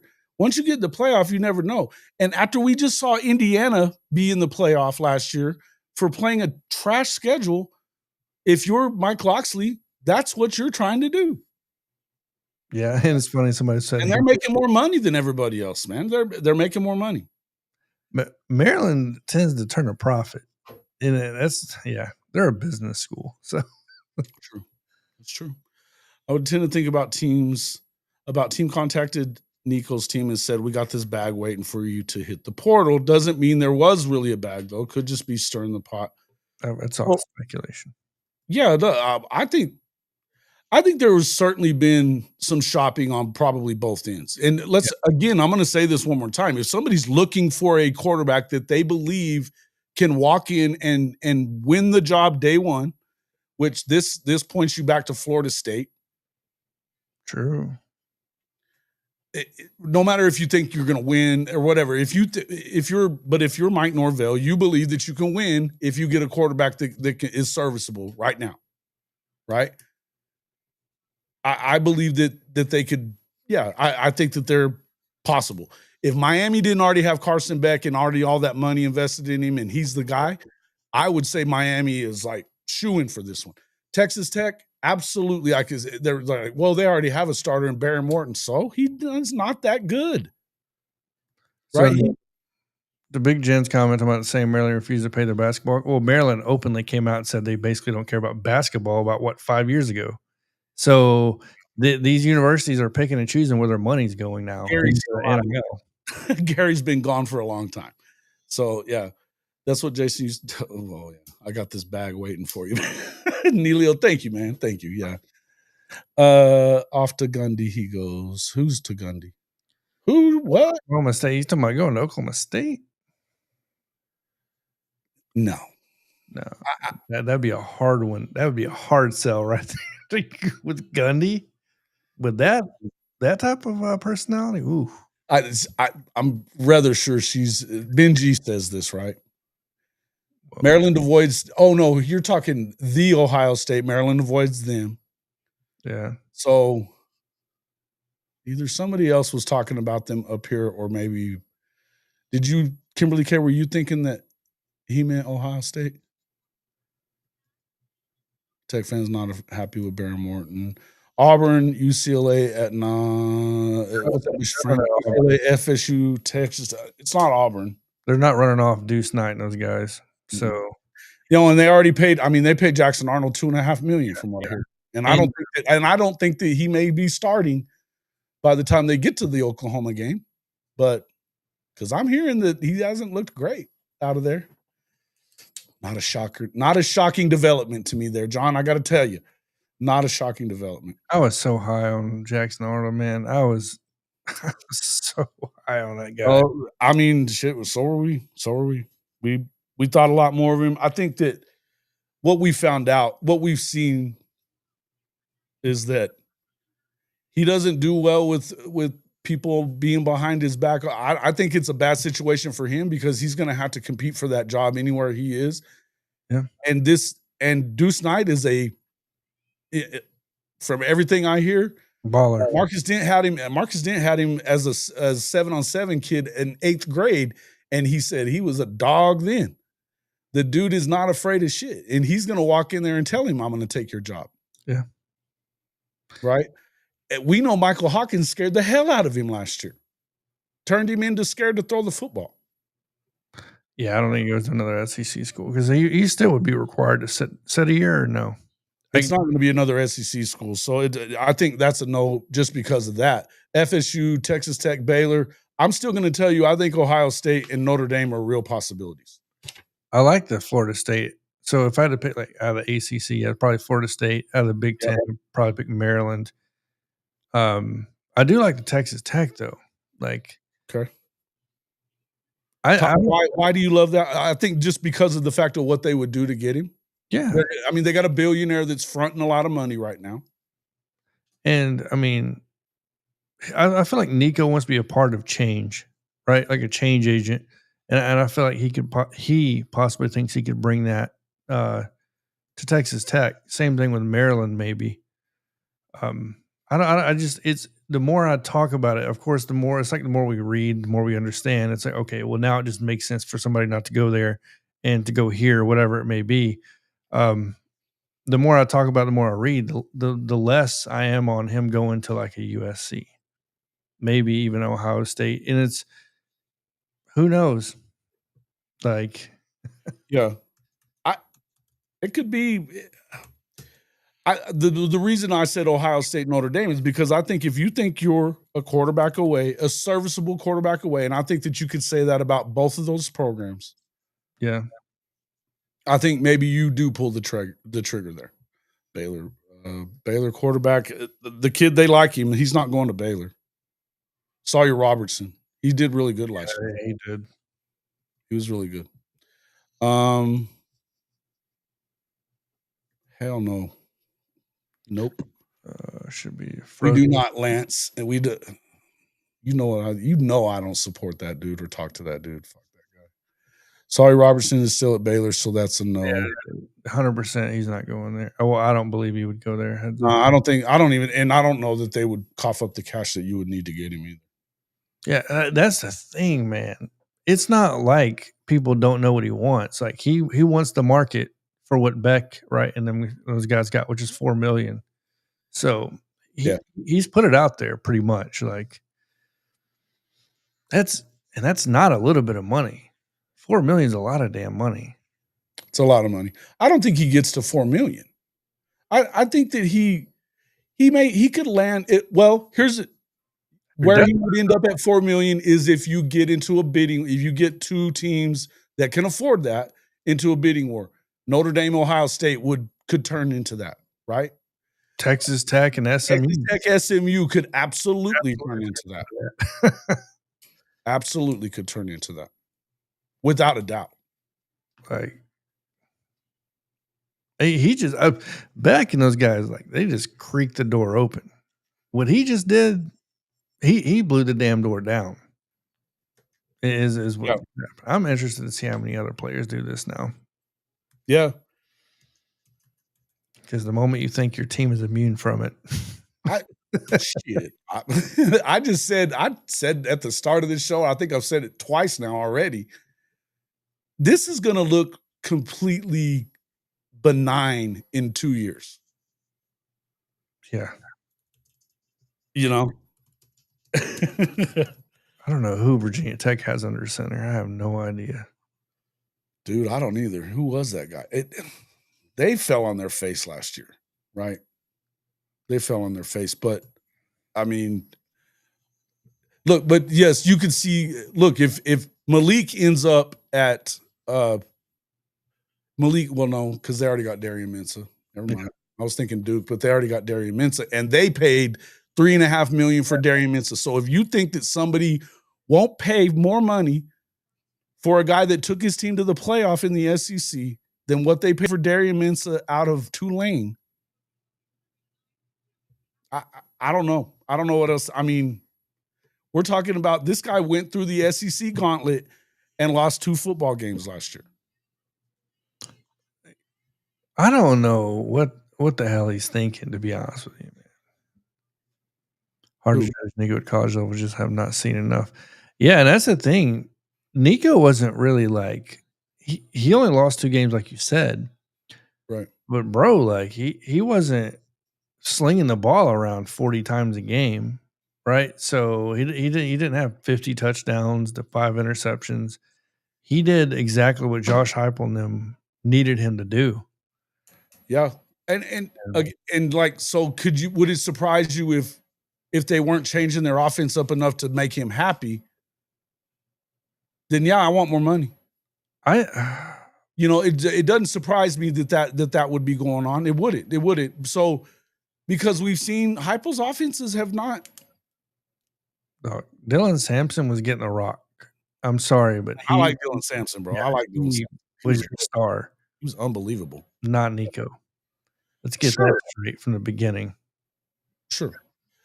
But Nico was a first-year starter, too. I didn't expect him to go out and have 50 touchdowns. The people that did were crazy-ass Tennessee fans. Of course. And we know those guys exist. We know. They're the loud ones. I was expecting. I've got a freaking short that's on TikTok about Tennessee. They got 100,000 views and at least that many freaking comments, talking shit to me. They're cuckoo out there, no doubt. Yeah, Tennessee fans they get a little unhinged. Unhinged. That's why it's like they're killing him today, Nico and his dad and everything else. But they were also killing Pete Nakos the other night, saying he was full of shit. Yeah, that's why. Which is go ahead. No, I was saying, which is it? Is it who either Nico's the devil or Pete is, but it can't be both in that situation. Yeah, I've been having to go after Alabama fans a little bit too, because they're wanting Keelan Russell to start, true freshman, right? Duncanville, 5-star, looks amazing, no doubt about the arm talent. He definitely has like the best potential, has the best arm, right, in the QB room at Alabama. But I'm like, no. Look, let's get a couple things straight. Bryce Young didn't start year one. Tua Tagovailoa didn't start year one. Like these guys, Mac Jones didn't start year one. Like let these guys learn the game first before you just sling them into action. Ty Simpson or Austin Mack, and we'll go on from there. Let this dude sit. And I think that's where I think all this is going to tie in, right? So by the end of this upcoming season, we're going to look at all this and say, what quarterbacks are willing to sit and wait? How do they develop versus what quarterbacks like Nico, who are just looking for a place to go and start? How is this going to compare? How do the NIL deals look? Right. So, and then we're going to get a better gauge of how this is maybe going to kind of maneuver for sitting out, because I have a good feeling with 2 transfer portal windows, which by the way is about to go to 1. They're voting on this year, by the way. They're going to get rid of the one in December, I believe, that opens they're getting rid of the one in March that opens for 15 days or February. Oh, no. The after spring is what they've been talking about, but they were talking about that. And then all of a sudden it fell on. It feels like they were saying you can't do it. Well, they haven't voted yet. Okay. So the vote's got to come to fruition, right, before we can do this, because they're looking to cut from 45 days to 30 days and having only one window, which would make the most sense because then it would give you better roster control. The GMs would be happy, right? And you would know what to look for. I think it definitely should move to after the season is over completely. Yes. Yeah, I agree. 100%. I don't know that they're going to be able to get rid of the spring one. I don't know. But they got to move the December one. It's because it resets all the time for another 5 days, another 5 days, another 5 days. And then if a coach, like, as an Alabama fan, look at what happened when Saban left. That was 30 days of hell for Alabama. We couldn't bring nobody in, but we had to watch everybody walk. Watching people leave. Yeah. Right. So, and it was, I thought that was, I mean, listen, as a non-Alabama fan, I didn't care, but I can see where Bama fans are like, fuck this ain't right. Bro. You know what I mean? Like, what the hell's going on here? That was terrible. Yeah. Some team desperate enough to pony up the money. USC is one of those programs right now. Oregon and Miami already made their stance on Nico. You want a player like that in your locker room. Good luck. Before you say that, again, I'm going to remind everybody what we were talking about before. You don't know everything that led up to this point. You know what played itself out on Twitter yesterday. In the last 36 hours, basically, is what you know. And I can tell you that if you truly believe that Tennessee is completely in the clear here and that they did nothing wrong, then I've got oceanfront property in the desert of Arizona for you to buy. Yeah, no, and I agree with Benji talking about how do we get rid of the one in December? Yeah, they're trying to work it out. On3 had a great video on this a couple months ago, talking about the vote coming up this upcoming season to get rid of one of them for the 2026 and the 2027 season. And the only reason it's even being talked about is because of roster. The GMs of the football teams are the ones coming out and saying, hey, we have no roster control. Like 2 open windows, right? This is killing us, essentially. You have multiple free agent periods. You could call it a lot of things, but I think that in the end, you need to And again, this is not that they want it to be fair, and fair is where you judge pigs. I don't give a shit about fair. That's not what we're talking about. But you want to have, if you're one of these coaches or you're, like you said, a GM, you want to know what you're going to have for the next year. I think that if you know that, you can move from there. You can work from there. But in the end, I think that what you should be wanting as a college football fan is more stability in the, and I know everybody's wanting to talk about, you hate the portal, you hate the NIL, you hate this, you hate that. Well, these are the things that is making you hate the NIL and the portal and all that other shit, is that you have too many opportunities to hop in it. Bro. Right. And it's just, it's not the same amount of time for everybody. It kind of sucks, right? It kind of sucks. And who controls that portal window? The NCAA. Yeah. My favorite people. Where you judge pigs. Yeah, it is where you judge pigs, Neilio. USC was supposed to give Addison $2 million to transfer there. Didn't he only get like $250,000? I've heard 250. I've heard 700. I know he didn't get $2.5 million. I like Neilio's comment. But good grief, Alabama fans had us. We did have it good for a long time, but we had it really bad before Nick Saban too. True. We went through coaches like hotcakes, going down to strip clubs in Panama City, Florida. Cry me a fucking river, John. Don't get me wrong. Look, I'm not going to complain. So I've lived through the greatest, in my opinion, the greatest run of college football possibly ever. So I don't know that there's any way to argue aside from that. You know what I mean? I don't think that you could. I think Bear Bryant had a longer period where he was that guy at Alabama, right? But definitely longer, but yeah, not as successful in such a short amount of time. Right. And I think that you could argue whether or not one's better than the other one. You could do all that kind of stuff. But in the end, 17 years, 7 national championships, 6 national championships. Yeah. He had the 7th one at LSU. But, I mean, we're talking about even 7 in 20 years, which is what it amounted to if you add in his LSU time, and in between. It's ridiculous. That's insanity. That's insanity. It is. Right? As far as what did they lose? They didn't lose everything, but why they didn't? Because they did lose a bunch. So they lost Caleb Downs. They lost a lot where it mattered. They lost some players, right? Who we lost, you might want to look at, we lost about 65 to 70% of the staff, which is 119 total coaches and assistants. So that's where Alabama was gutted initially, right? They all left. So essentially everybody was gone. That's not easy to replace 60 to 65 bodies in a staff, right? I can only imagine the task on that alone. And then you look at it, the depth, our wide receiving room went obsolete. Ryan Williams, by the way, was initially leaving. It took Kalen DeBoer convincing him to come back because he was in the portal. Wasn't he going to go to Auburn? Well, he didn't say. Imagine him and Cam together. Oh, that would have been ridiculous. Oh, yeah, but he was in the portal for I think 1 or 2 days. I can't remember how long it was, and then convinced them. And Ryan was a bad dude, man. He's the only guy to ever win Mr. Football in Alabama twice. Yeah, that's insane. So yeah, like we lost a ton of play. I think 23 players, right? So we lost a ton of. And what's most important in the SEC? It's not just your starters; it's the depth. It's the guys. It's the depth pieces.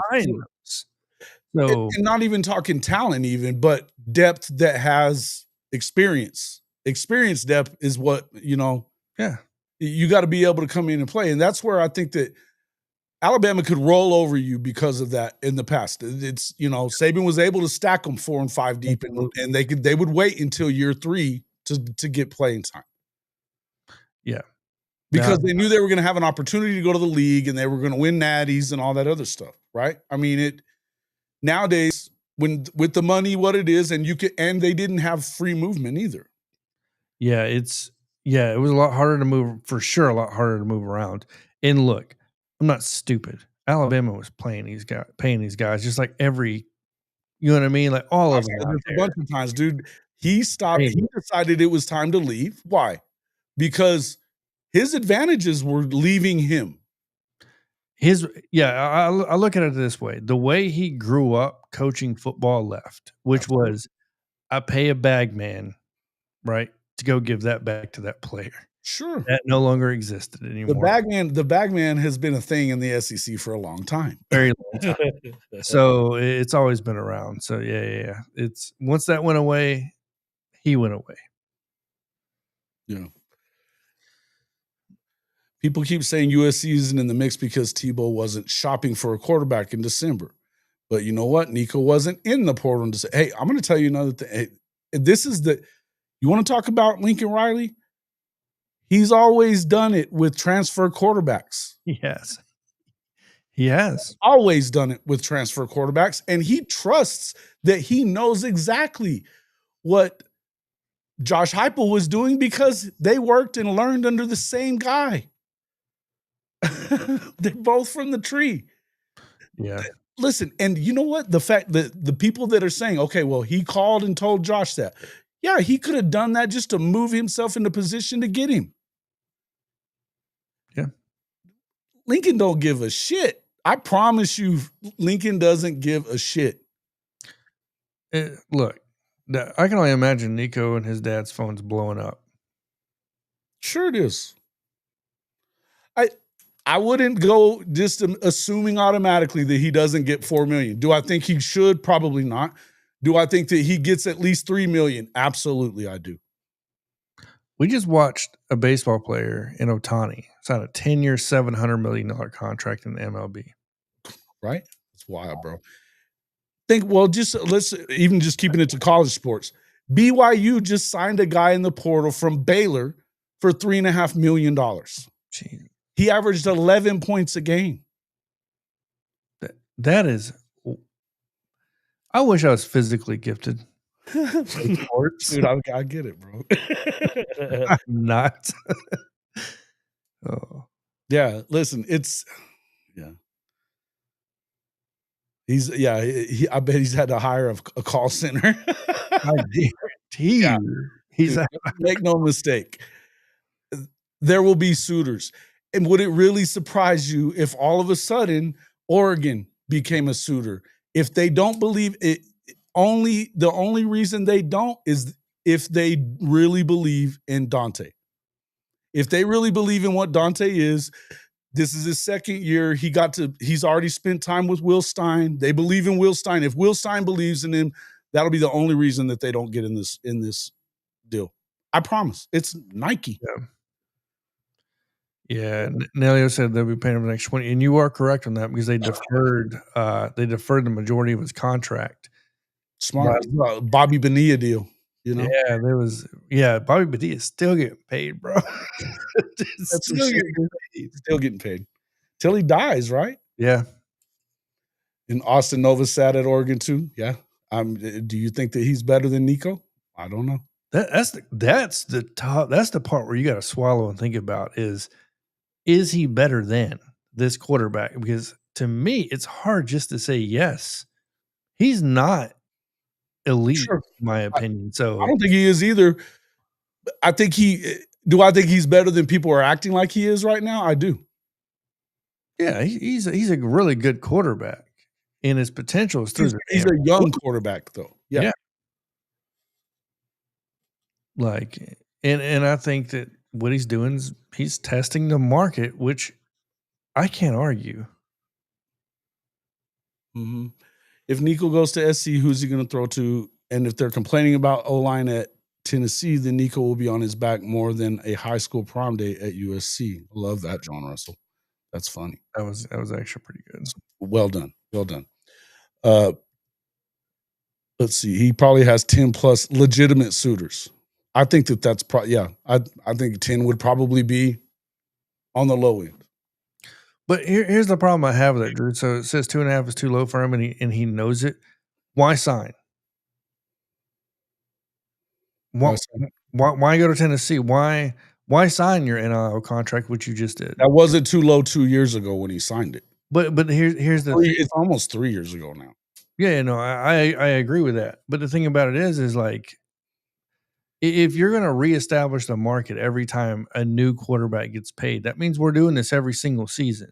True. This is becoming the NFL at this point. Well, it is.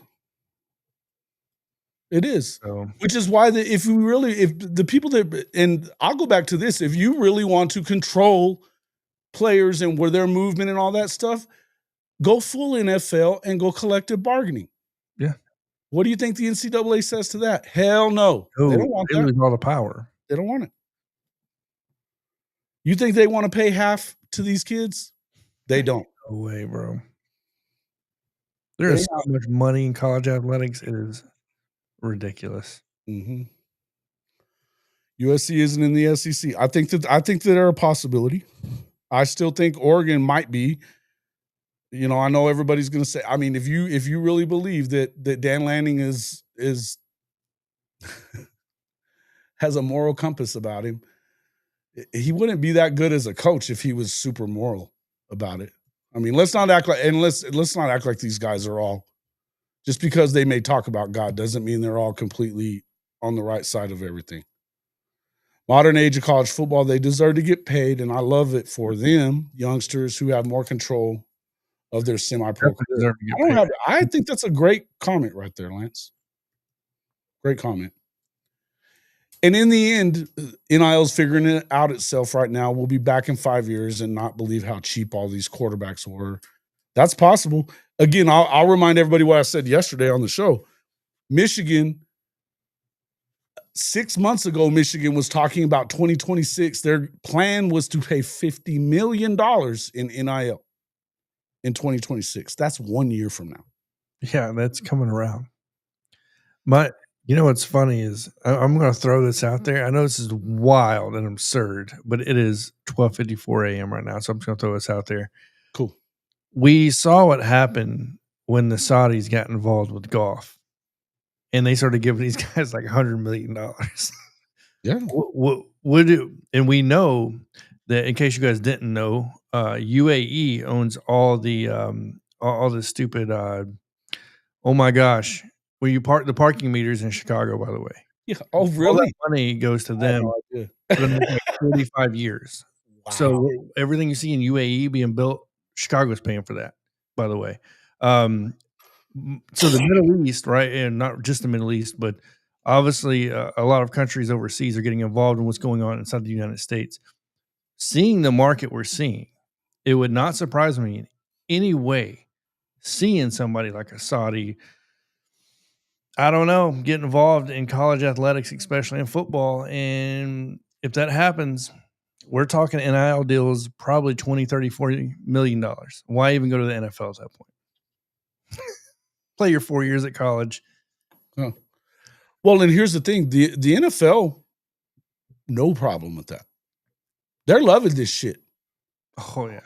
They're loving it. They want to make sure that you're ready for the NFL before you come to the NFL. They don't love it when people leave even a year early. Yeah. You're asking, so $2.5 million is not a good amount for a quarterback in 2025. Well, it's enough for Jackson Arnold. That's at minimum tier 2, in my opinion. At minimum tier 2. Yeah. I agree. So you tell me. And yeah, when I say UAE, sorry, United Arab Emirates is, yeah, that's Yep, UAE, the United. I had no idea that was a fact. But here's the other thing: you realize that golf is around the world. Golf is basically owned by the Saudis. It has been. yeah. Women's golf has been owned by the Saudis for 10 years. So like they put the PGA Tour, for people that hate live golf. Let me just say this: the PGA Tour's top 25 sponsors do $20 billion a year in business with the Saudis. Yeah. 20 billion. Before we go crazy and talk about the live, come on. It's being run. They're all in bed with the Saudis, man. We're both ex-military guys, have every reason in the world to hate the Saudis. I ain't hating them for paying for the game. No. That's one thing I'm okay with. You know what I mean? Is it blood money? Sure. I mean, it ought to go somewhere worth of shit. Yeah. I don't know. Get to the point where I can look up any player and know their salary. Well, again, If that's what you want, Riley, I don't necessarily have a problem with you saying this. Then continue to push for them to go to a collective bargaining agreement. Because until you do that, you're not going to know. Yeah, no. Appreciate it, Nelio. Thanks, Nelio. Good to see you, man. We're about to get out of here too. I just want to spend a little bit of time, but yeah. How long before stuff takes a turn for the worst? If you don't think it's already taken a turn for the worst, it's already It's it's going to get worse. It's going to get worse before it gets better because it has to. That's the only way it can get better is when you get to the point of no return where you're like, okay, we can't.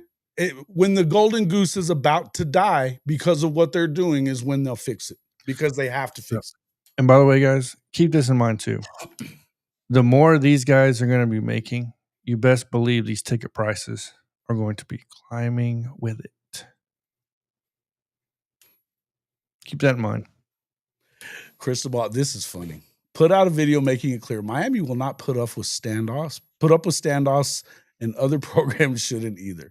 His program wouldn't be a good fit for a player trying that. Now, this is comical to me that he would say such a thing because they were willing to pay Jaden Rashada $10, $11 million, whatever it was. Yep. Florida screwed them out of that. Jaden got screwed on it. And now people talk shit about Jaden Rashada too right now that, he was all about the money. He got fucked. Yeah, he did. With no Vaseline on that deal. And look at what Miami has done year after year. They're the money they gave Cam Ward. They were trying to get Mateer as well. Yep. Mateer is in Miami, if not for Ben Arbuckle being at Oklahoma. That's who they wanted first. So no, yeah, right. Come on, that's hilarious to me. Just here's and I'd thrown it up on the screen a few minutes ago. The last comment that I made. Would it really even surprise you if in a couple of days Tennessee decided, wait a minute, we're not going to get anybody better than this guy? Maybe we got to pay him 3.5. Let's go back and see. Yeah. Was there a standoff? I don't know. Was there a standoff? As far as with Tennessee and Nico, no. I don't think there was really a standoff as much as Nico is leaving. They weren't on the same page for sure. I mean, I won't fault, and this is why I won't go after Nico, is because I don't know if Nico went to the administration or whoever and went, I want $4 million a year, and they said no, and he's like, okay, well, I'm just not going to show up. I'm going to go somewhere else. I mean, if he's going to be open with you and transparent with it, sure, it's hard to hate against that. And I'm not saying what he did was completely right, but no, and again, I'm not going to sit here and tell you I think it's completely. I'm not taking up for Nico. Don't get it twisted that I'm just saying that Nico's in the right or I think his family handled this poorly. Yeah, I think they handled it poorly. I think they should have let their management team handle this shit for you. Which, by the way, though, an agent would have told you to hold out. Would they not? You know they would. So here's the thing. I don't know. The Tennessee fan base threw him under the bus before negotiations could even commence. That is true because there was a lot of Tennessee fans that just were not sold on Nico. Sure. They wanted him to go out there and be Peyton Manning 2.0 God.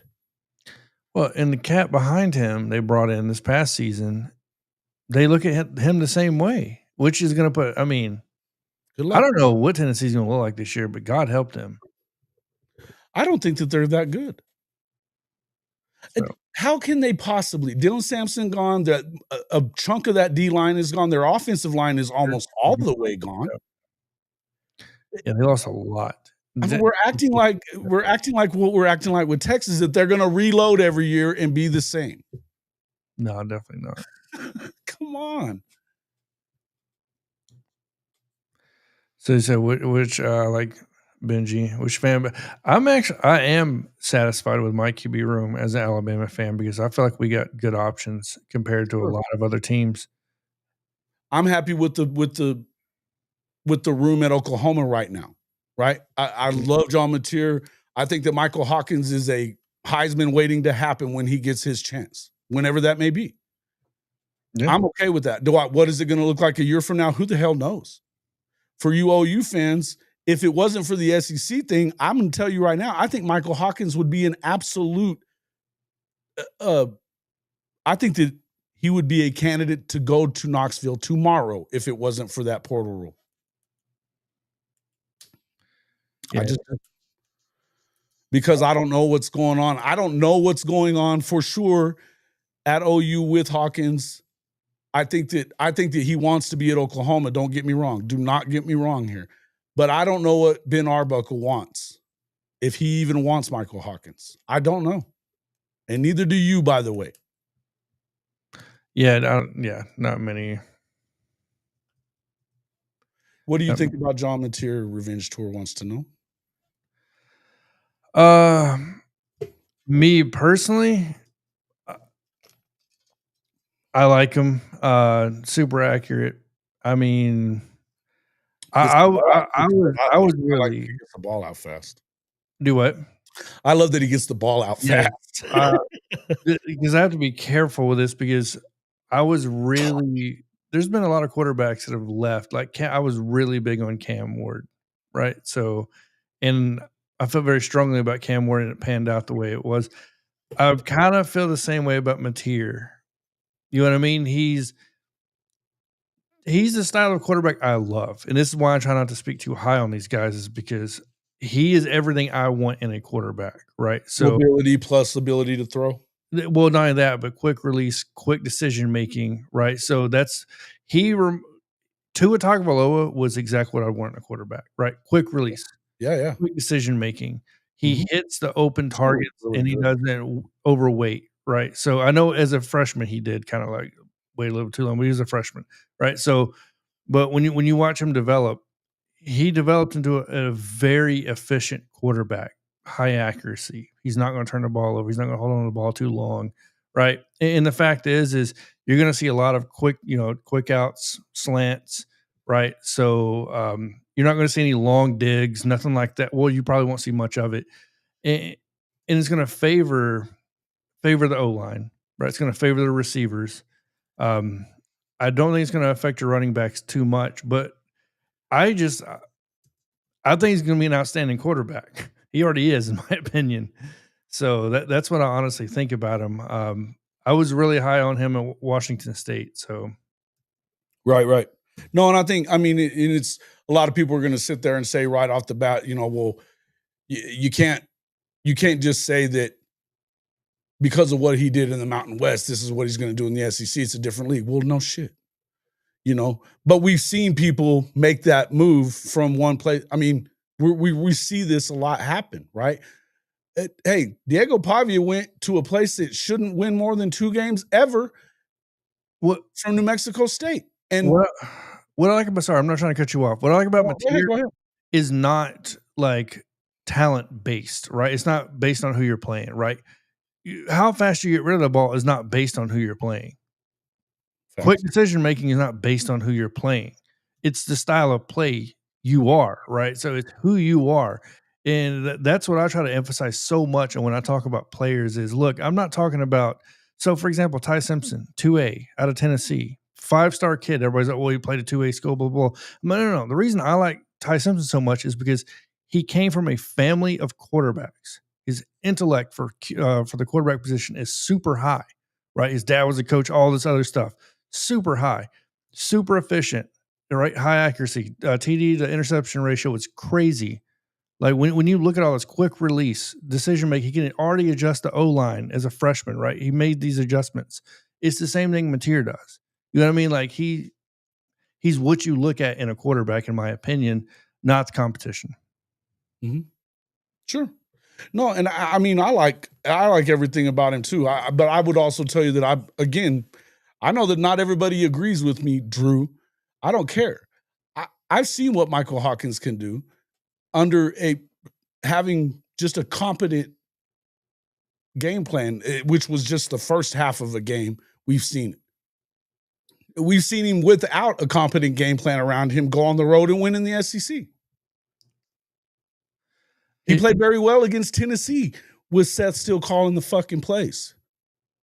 They tried to win that game. I mean, you can say what you want. I'm just telling you, I like him. I'm fine with him coming in, but I don't know what Ben Arbuckle thinks about him. Have no idea. He's not one of his guys. He didn't recruit him. And if you ever say never about coaches in college football, then you're crazy because you don't know what they will or won't do. See you, Nate. Thanks for coming in. Would Mateer have made a difference last year with the injuries? Ooh, that's a tough.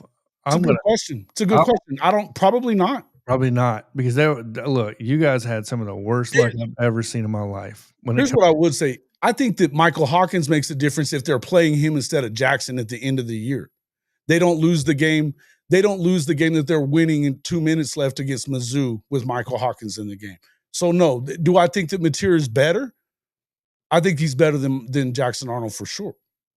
Do they get to that? And I think that there's 4 games that you probably could have won, and some people might say should have. If you win 2 of those, you're at 8 wins. We're talking about it's a different scenario that we're talking about today, right? The projection is completely different. 8 wins to 6 wins is If you get to 8 wins, now we're talking about different shit, right? I also don't know that you end up with Mateer if you get to 8 wins because of the fact that who's to say? Would Hawkins have beaten Bama the way Jay? You didn't watch that game, obviously, Benji, because it wasn't Arnold that beat them. No, it was the game planning, and I would say Xavier Robinson and that defense and what they did to Jalen Milroe. Our offense the 2 runs that Jackson took off on, Hawkins is in the end zone on both of those runs, not getting tackled after 25 yards. So yes.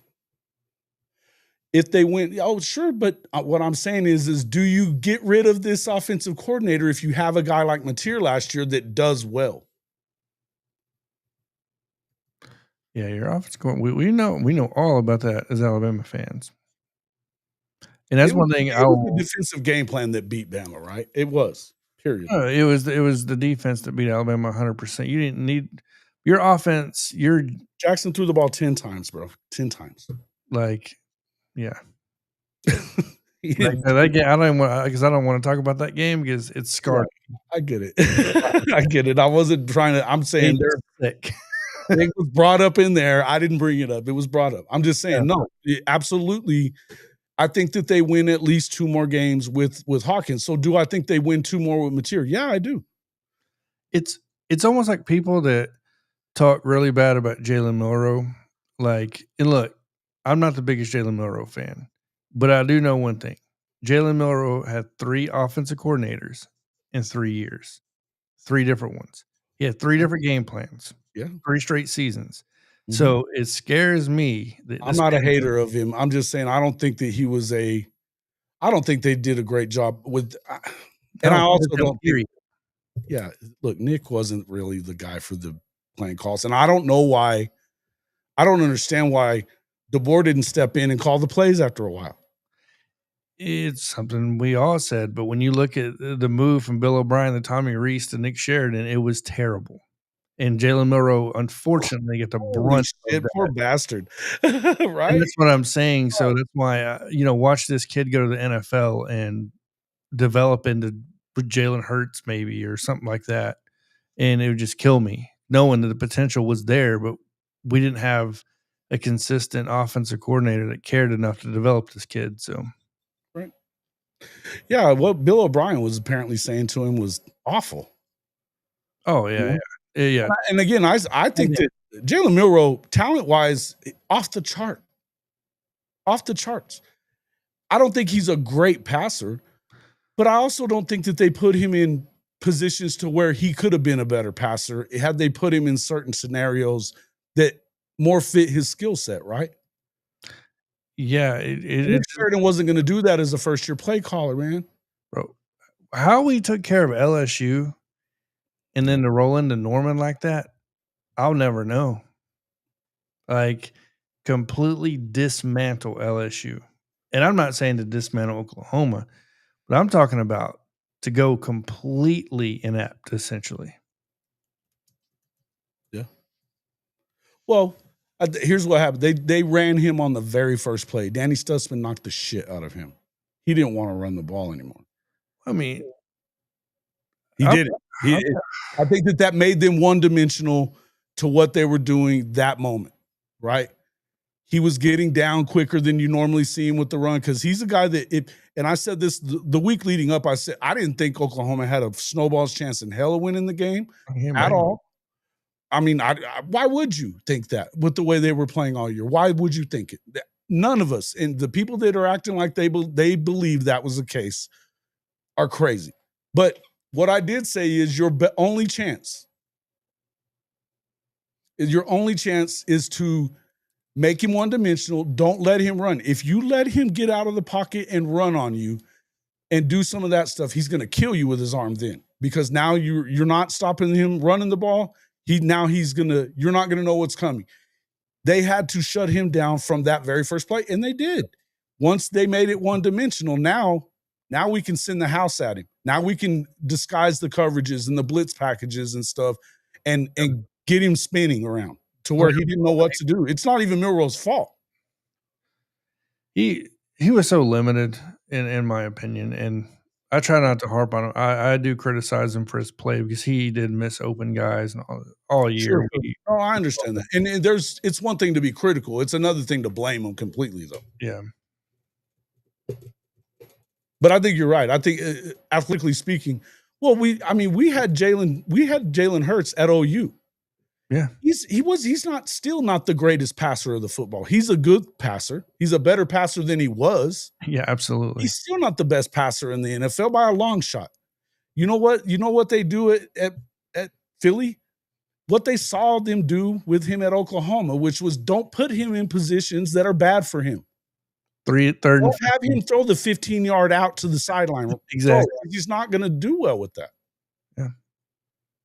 There's a difference there's levels to this shit when it comes to play calling, guys, and not all of them get it. You've got to be able to change. And to me, I think that Jalen's going to I think he's going to be fine in the NFL if he gets the right coaching staff around him. It's going to take some time. Sure. For sure. Jalen Hurts got the right staff around him. They watched what they did at OU, and they worked around that. And not to mention the fact they've got unbelievable skill guys around him and an offensive line that keeps him from getting killed. Yeah, and Grauer had, you're spot on when you say he wasn't the best fit, right? So everybody said this is the prototypical quarterback that Kalen DeBoer. No. Penix is not Jalen Milroe in any way, shape, or form, right? So Milroe is a run-first quarterback. They're as opposite as they could be. Yeah, they're not as opposite as they could be. If anything, Ty Simpson is Michael Penix. It is way more of a comp because Ty Simpson is actually very athletically gifted. He's quick. He's fast. People don't know that. But he's actually a dual threat quarterback. But he's a thrower, though. He can throw the ball, though. But he's a throwing first quarterback. But he definitely has got some speed on him. So, and trust me, everybody's about to see that and see this is a probably not as good, maybe, I don't know, I'm hoping better version of Michael Penix. Got to be optimistic. Yeah. I would also say that if you end up going to, I think Austin Mack has shown that he can do the same kind of stuff. He can throw. There's a reason they brought him, I think. Right? Whether or not he ends up being the guy, I don't know. I think Keelan Russell is going to be unbelievable at some point. It may be. I'm just saying, man. I think the Keelan could be that guy. I don't know how you can keep him off the field this year. They're going to have to do packages for that dude. You have to. Because he throws, and go back and watch some of the film of Keelan in high school, the throws that he makes. I'm not talking about what they did Duncanville is an unbelievable program. They don't play Duncanville every week like they will in the SEC. It's going to be an adjustment. But throwing dudes open, looking ahead. I mean, you could tell he's reading defenses, doing things that are very high level shit for a high school quarterback. Yeah, he's our highest rated player, by the way. ever at Alabama. Wow, I didn't know that even. He's the number 1 recruit to ever commit to Alabama. Whoa. Yeah. Not just a quarterback ever, anywhere? Ever. So, yeah, I believe his rating on 24/7 was a .997, which is the highest for us ever. Yeah. I think who's the only one? Like Quinn Ewers was the only one that's probably higher than that, and probably Arch too. Maybe I know one, if not both. Let me look up 24/7 Sports. Because Arch at one point, I think he was a 1, wasn't he? Yeah, he may have been a 1. But I mean, I can look I don't remember. I had no idea. That's a stat I had no idea about. I think Keelan's unbelievable, and I think that I was talking about this yesterday with Coach Smook. I don't know how you would have done anything but say that it's still a competition, even if it is Ty Simpson right now, or even if it's Keelan. You don't want to tell the other one that. You need them both. You need them both. So Keelan is officially number 1 at .9997. Bryce Young was a 9.4. Yeah, Andre Smith was a 9.4. Julio Jones was a I was 9.2. going to say, what the hell was Julio Jones? Julio Jones was a 9.2. But Bryce Young was our highest. And then Keelan just took it. That surprises me a bit. Yep. You know who before Nick Saban got there? Do you know who our highest rated quarterback was? And this made me sick to my stomach. I like the dude though. I love him. Brody Croyle. Brody Croyle? Yeah. He had a decent career. Yeah, no, Brody was good. They had a bunch, but see, it evolved at quarterback at Alabama over that period of 17 years. You didn't need an NFL guy at first. No, he started off with the rock on you. They were going to run the rock on you. Started with Parker Wilson, man. Like he had a rough start. You know what I mean? Coming in with, I like JP, great guy. Went on actually to play with the Falcons as a backup for a while. Started a couple games, but yeah, then McElroy and moving on from there to AJ, which that helps when you can get 3 rings. But well, yeah, and I mean, yeah, AJ was much better, right? Yeah. They were getting better, right? Oh no, absolutely. And Brody Croyle had a strong arm. So Brody did. He did. Yes, I did hear that he said that. I will remind everybody that he was saying the guys were week to week all last year. We don't know anything yet. That was a bad break. We do know that. If he doesn't have any ligament damage and stuff like that and he heals up, awesome. We'll see. I hope we get him back. I love Giovanni Gibson. I think it's a great story. I would love to see him back. And Brody was a 5-star. Mm-hmm. He did have a gun. He did, Keno. Mm-hmm. Alabama doesn't have as many busts as 5-stars. Well, I think most of their 5-stars have been defensive players, and they've had, and the guys that they've had at 5-star everywhere else, they've given them the right ability, the tools to be really good too. I think that Jackson was put in a bad situation, and I think that we see that he didn't handle things very well whenever it got crazy. But I mean, it happens, dude. It happens. And offensively led teams, it's harder for your 5-stars to develop slowly and kind of have their moments, right?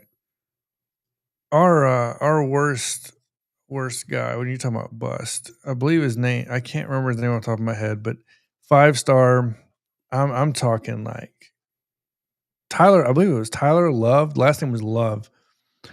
It's supposed to be the dude, automatic number 1 draft pick in the NFL, everything else, man. Turned out to be absolutely trash. Thanks, John, for taking the Brockemeyer twins. Man, Brockemeyer twins didn't do anything at all. I don't think either one of them's there now. Wow. One, unfortunately, got hurt. Tommy, I believe it was, got hurt, and he never could get back at all. Yeah. I mean, listen, man, there's a lot of reasons why it may not work out. Some guys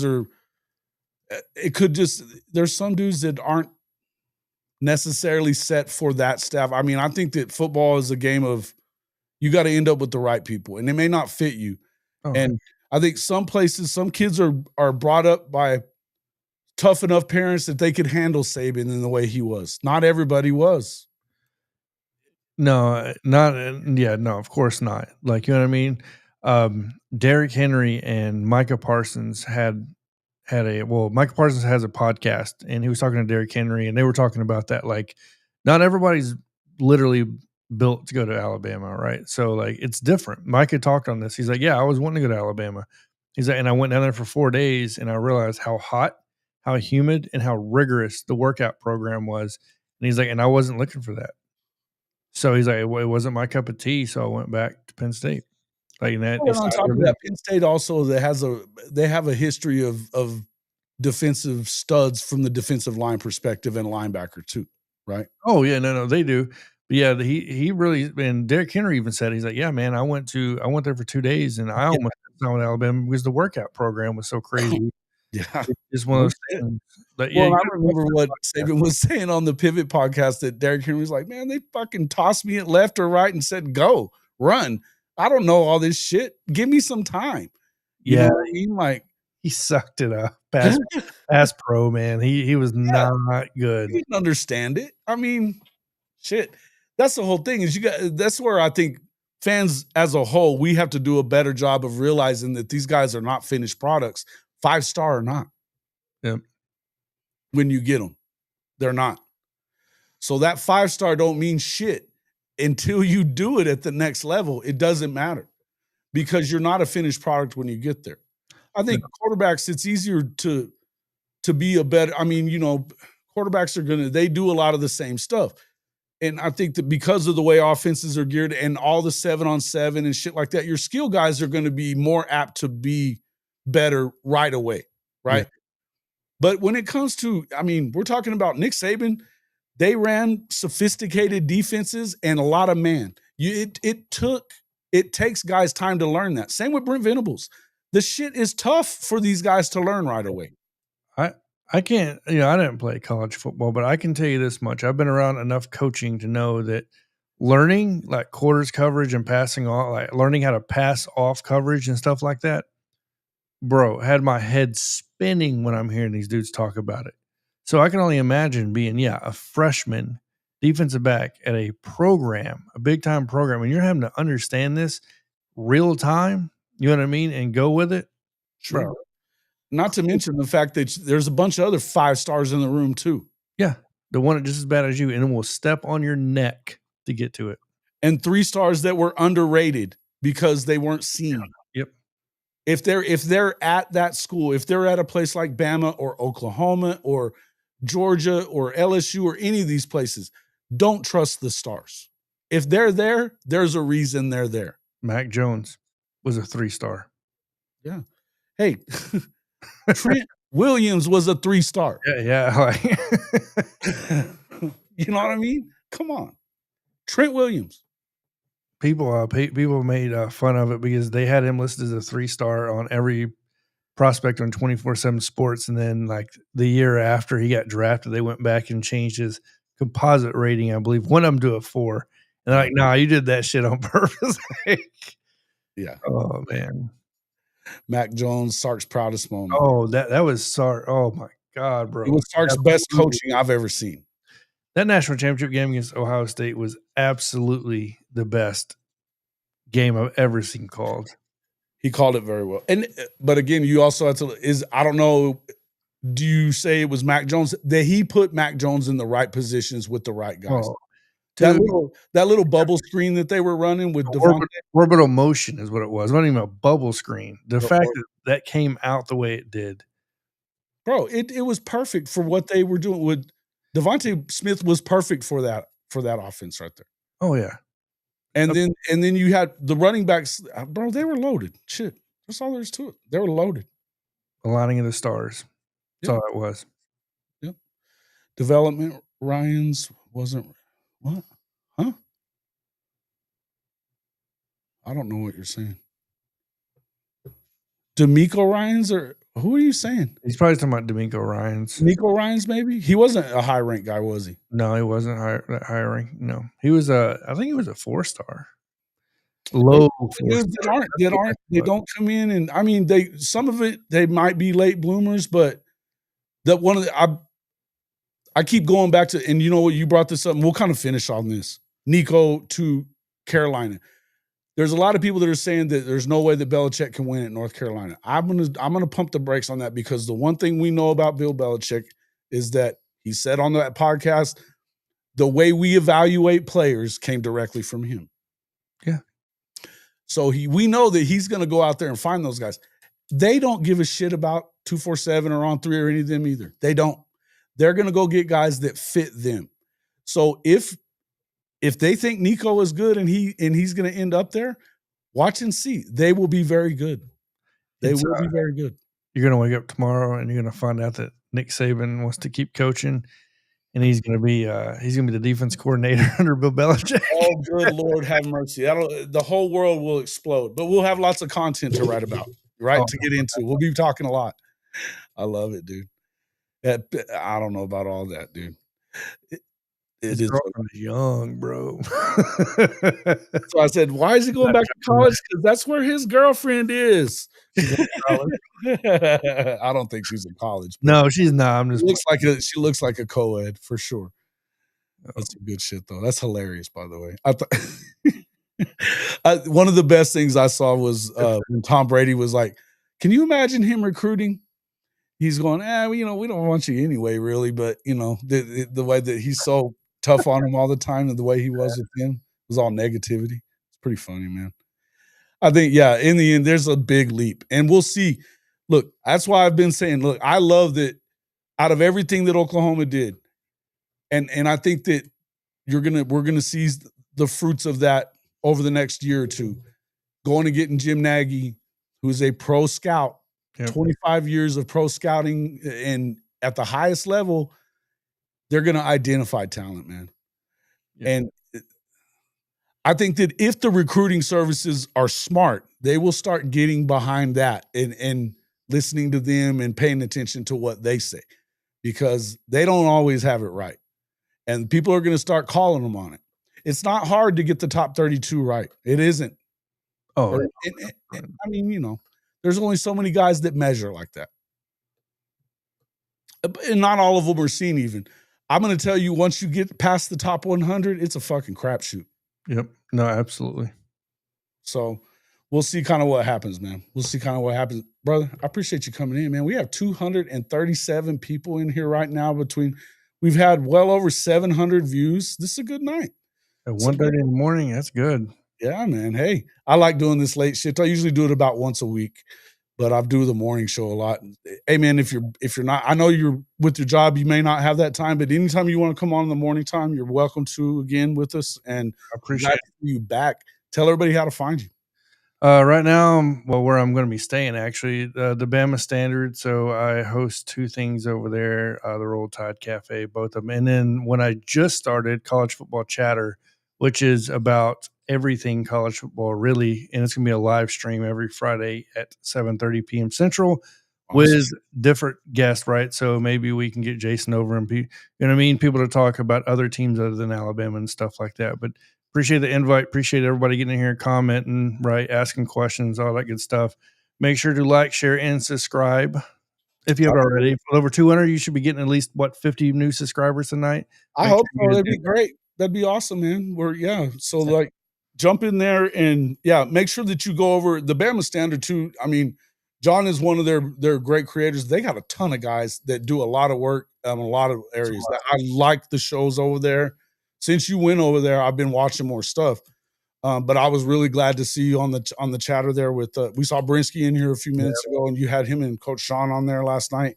Yep. Man, I'd be happy to pop in anytime. You just let me know, man, and I'll do it. But make sure you guys get over there, subscribe to the channel, hit the like button, go watch all that stuff, man. It's a free way to help us out, is to just hit the like button and share us around, man. We'd appreciate it a lot. Anything else you want to add in there? Nope. Other than that, I'm just going to say Roll Tide. And horns down. Talk to you guys later.